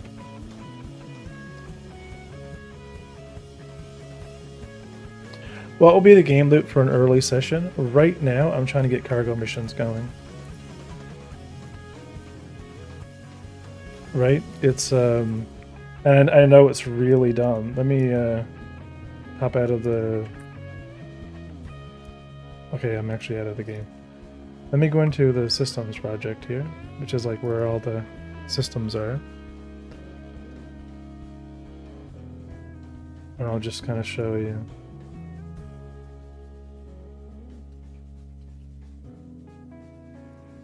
Like, as things get a bit further, it's a bit too early for like sprint reports, but like I'll do a roadmap or a feature roadmap. Some of the features will come online even before there's a feature roadmap, because I need to kind of get an idea of time scale. But like in the in the main build is kind of, for those that haven't really seen some of the gameplay of Unforgiven Space. So your player is fully modeled. We have multiplayer. You're buying cargo and you're putting it on the ship. You're bringing it from point A to point B. You also have a hab, so like these furniture as an example.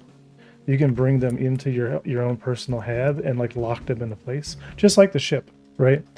You have the ship, you have all the components. You can take everything off, put them on. I can like remove, this power plant. And I'll buy a couple of things and I'll show you the delivery missions, but let's buy a bunch of tri-lasers. So there they are. Everything's in the game is physical. So when you buy things, they spawn in the real world at a loading zone. So we buy a bunch of sofas as well. Right, so let's grab this extra laser. Right, and then we have there's an NPC ship over there doing its thing, but I don't want that one. I want this laser, because this laser is better. Oh, let's snap it into place. And right, so like eventually in the Unity version of the game, we had a full store where you can go buy all these cool furniture items, and you can play kind of like The Sims, like just customizing your own little apartment inside the station was super cool. Right, and it would have your name on it. Kind of, it's yours, for the duration. So, because it builds a small community, if you know what I mean. Like, like just this one kind of test station that we're all kind of in. But yeah, so all the components snap on. So for missions, as like a very terrible example. And once again, I'm not saying this is fun, right? So we have drop terminal to drop terminal 2. We accept the mission. We have a pickup and drop off location. Right now it's accidentally picking both. So the system spawns them in, you put it on the ship. Can you get big enough ship to have custom living quarters on the inside? Eventually, but not in the early stages. In the early stages, we're doing medium ships as a maximum, which are within a 32 meter volume. So like this is a medium landing pad. So the first ships are kind of not quite like Millennium Falcon size. They're very kind of basic, but all these modules, I'll show you in the final ship, can be swapped out. So like making a ship is really easy, and adding more ships, also very easy. Oh yeah, I was going to finish that mission. But let me just kind of show you, like I said, so you have like, you know, your rifle, multiplayer.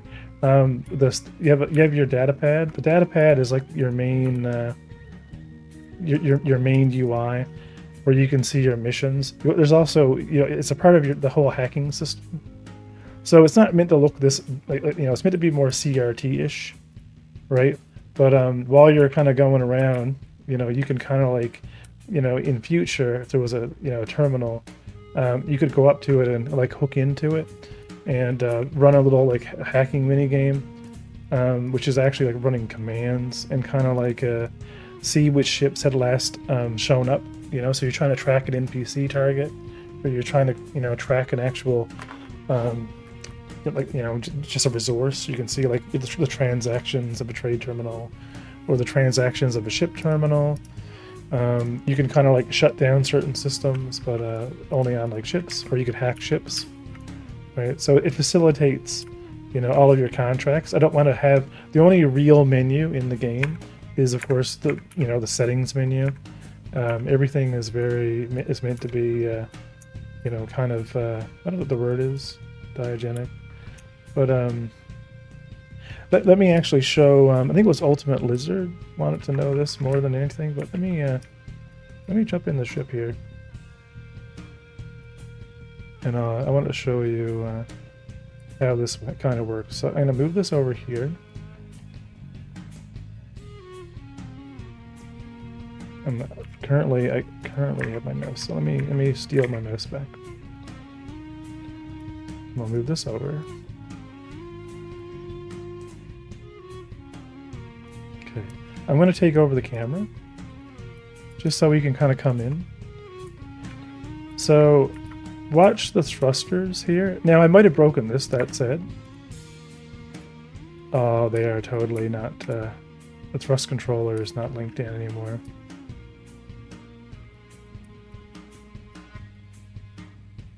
Oh, we're not firing either. There's a few. Yeah, I'm making terrible changes to things, so.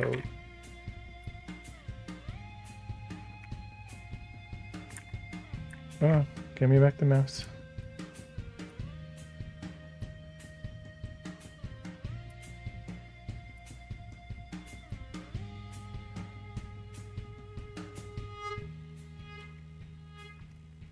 Yeah, something's up. Let me actually take a look here. Let's see what's on the go with our gray box ship. Or ship components, hard points. Oh, poop. Okay, yeah, that's exactly it. Okay, so this, in renaming a lot of this stuff, when I was working on it, I reset a lot of these systems. So let me just reconfigure the ship here.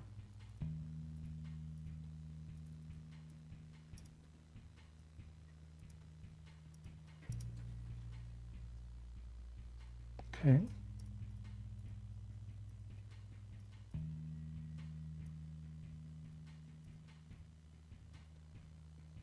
Hard point left, hard point right. Oh, ship component system.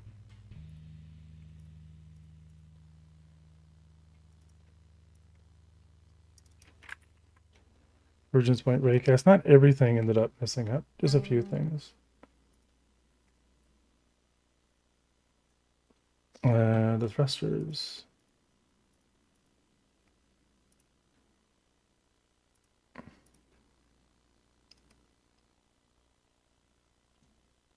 Should. They should have a template, actually. Every time I see this game, it has a lot more than I thought it did. There is a lot more. There's 600 scripts. Like, I just don't have it all shown. You know what I mean? Like, it's not ready yet. I'm just rushing to get through it and get everything going. So this ship thruster system. Yeah, because the shield emitters are working. Yeah, I wonder why the thrusters are have been reset.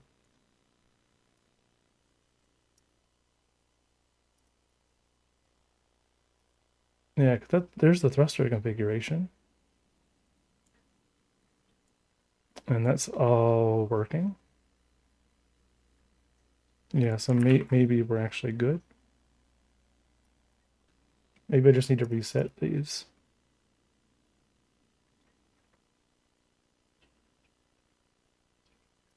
Ah, I do. Okay, ooh. Didn't want to have to reconfigure those. And shields are good. Shield emitters are good. Why does music stop? Is my headset dead? Okay, so the shields are in. The hull is in.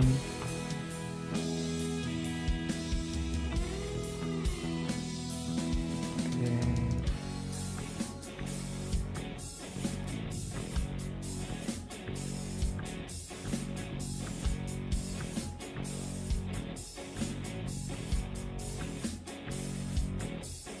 All right, the ship has been fixed. We're good.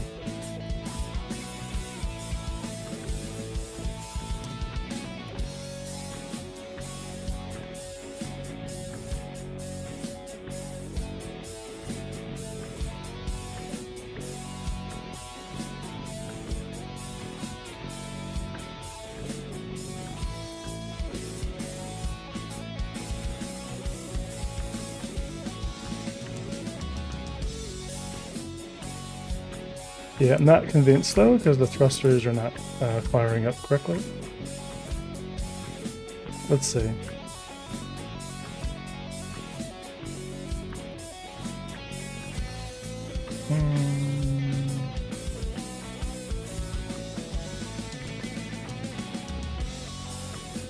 Oh, now they are. Okay, okay. So this is for, yeah, so something changed the ship configuration. It's probably me renaming it. But watch how the thrusters behave. It's not much, but like, and the particle effect itself needs to be totally changed. But like each, like as I attempt to roll and counter, they should be firing. I know I'm gonna roll. Yeah, because all strafe down, all strafe up.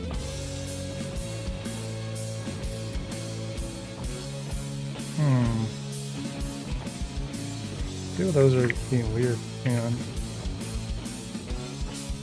And then, yeah, because they should be firing.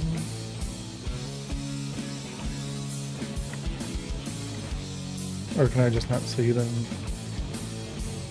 Okay, now they are firing for down. Oh, they're just not contributing roll. Weird.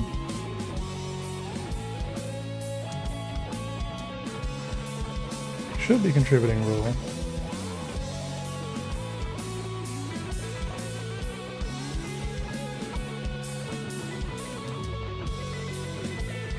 Yeah, it doesn't help that this is very gray boxy right now. Okay, so what's up with the... anyway, I'll show you this customizer.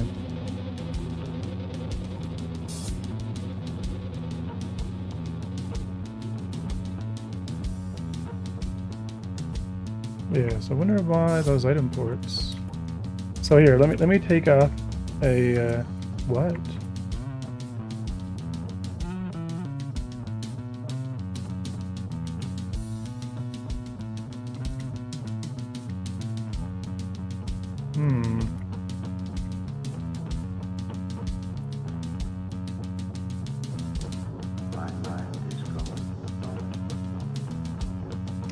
Yeah, I think some of the item ports have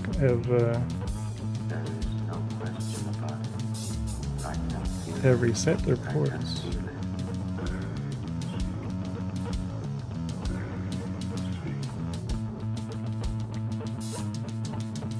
Because I am messing with it.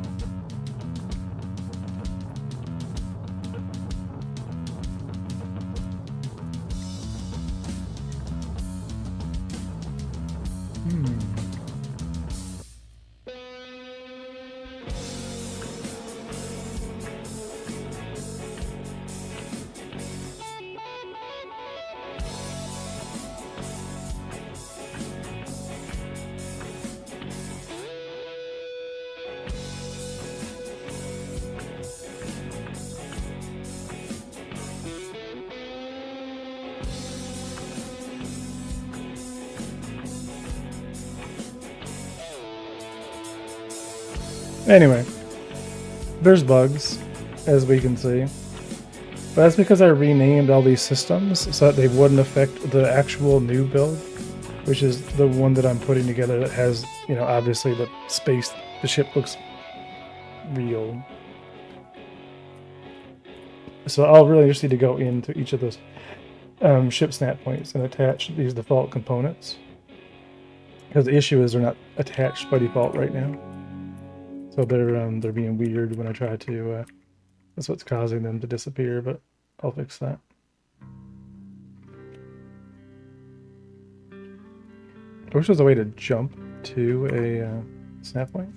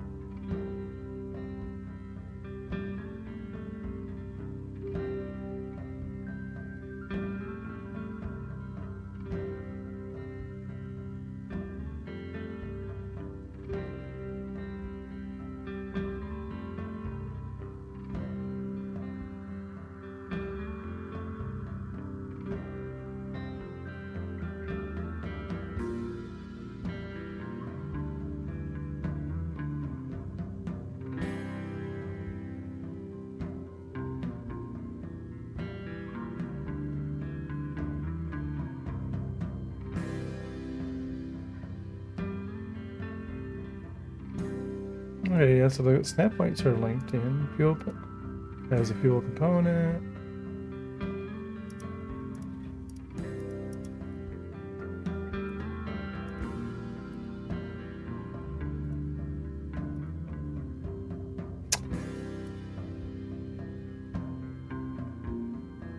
Yeah, a lot of, okay, yeah, so the weapons are not set.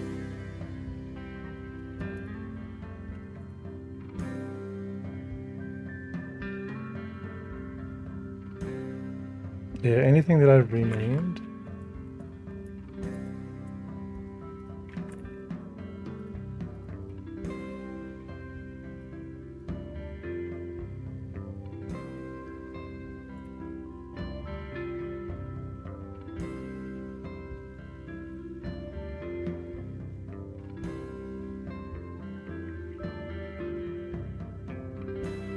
But anyway, guys, it is almost 12, so I'm going to have to finish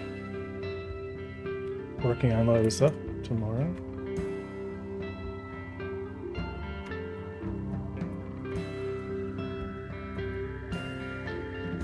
Let me just make sure all the weapon systems and stuff like that work.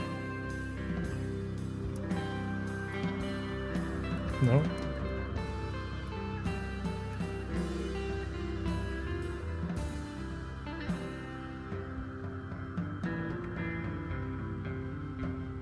So the ship weapons does not have weapons in the snap points still.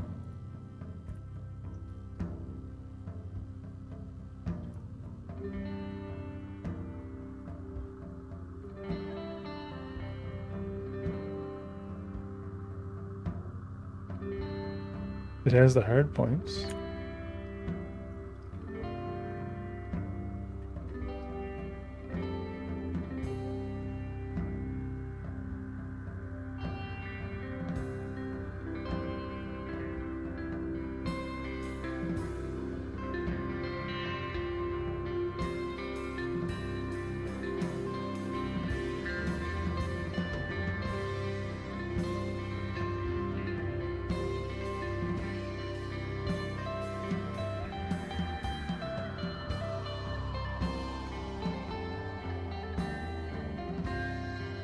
the weapon itself, eh? Oh, emitters are set up. Stats are fine.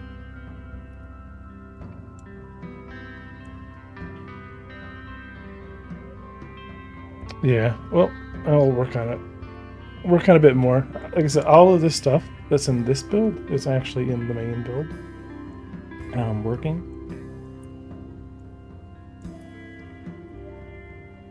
I'll just have to go in and clean up a lot of this that changed when I changed the build over.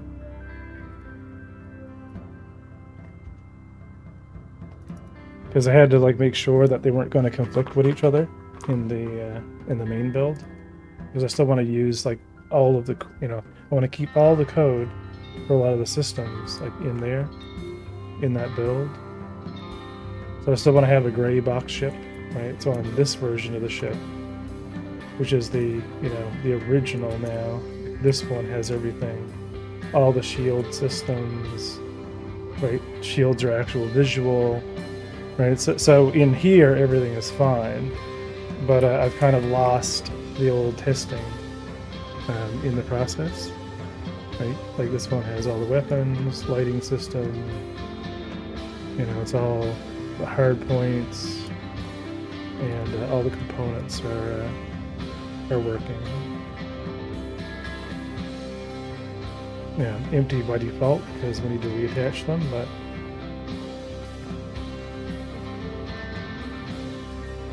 anyway, time to raid out. Hopefully you guys enjoyed the stream, and we didn't really quite finish the asteroid stuff that we were working on, but it'll be cool to see it in action. Like I have a good art direction for what I want to do with this, and I think it'll be kind of cool. And we get a metric ton of asteroids in around the station.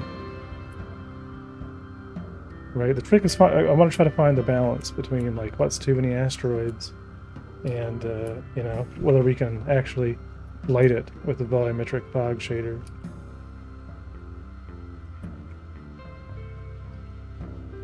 It's not actually updating the amount. Oh, yes, it is. It's just bugged. Alright, let's go raid someone.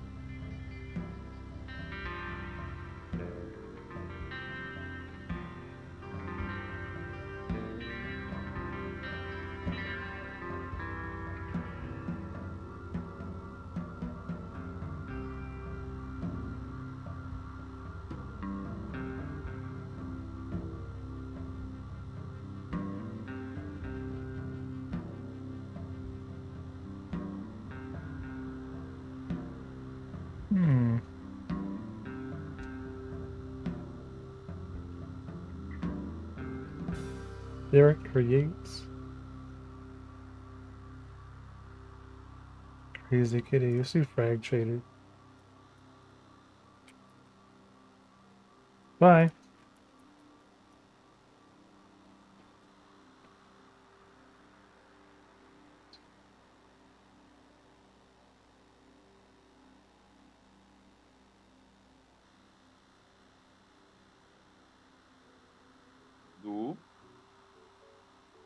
Mano, vamos virar trans. Você quer ver como é fácil virar trans no RPG Maker? Se liga. Como? Oi. Calma aí que tem 10 segundos de delay. Quê?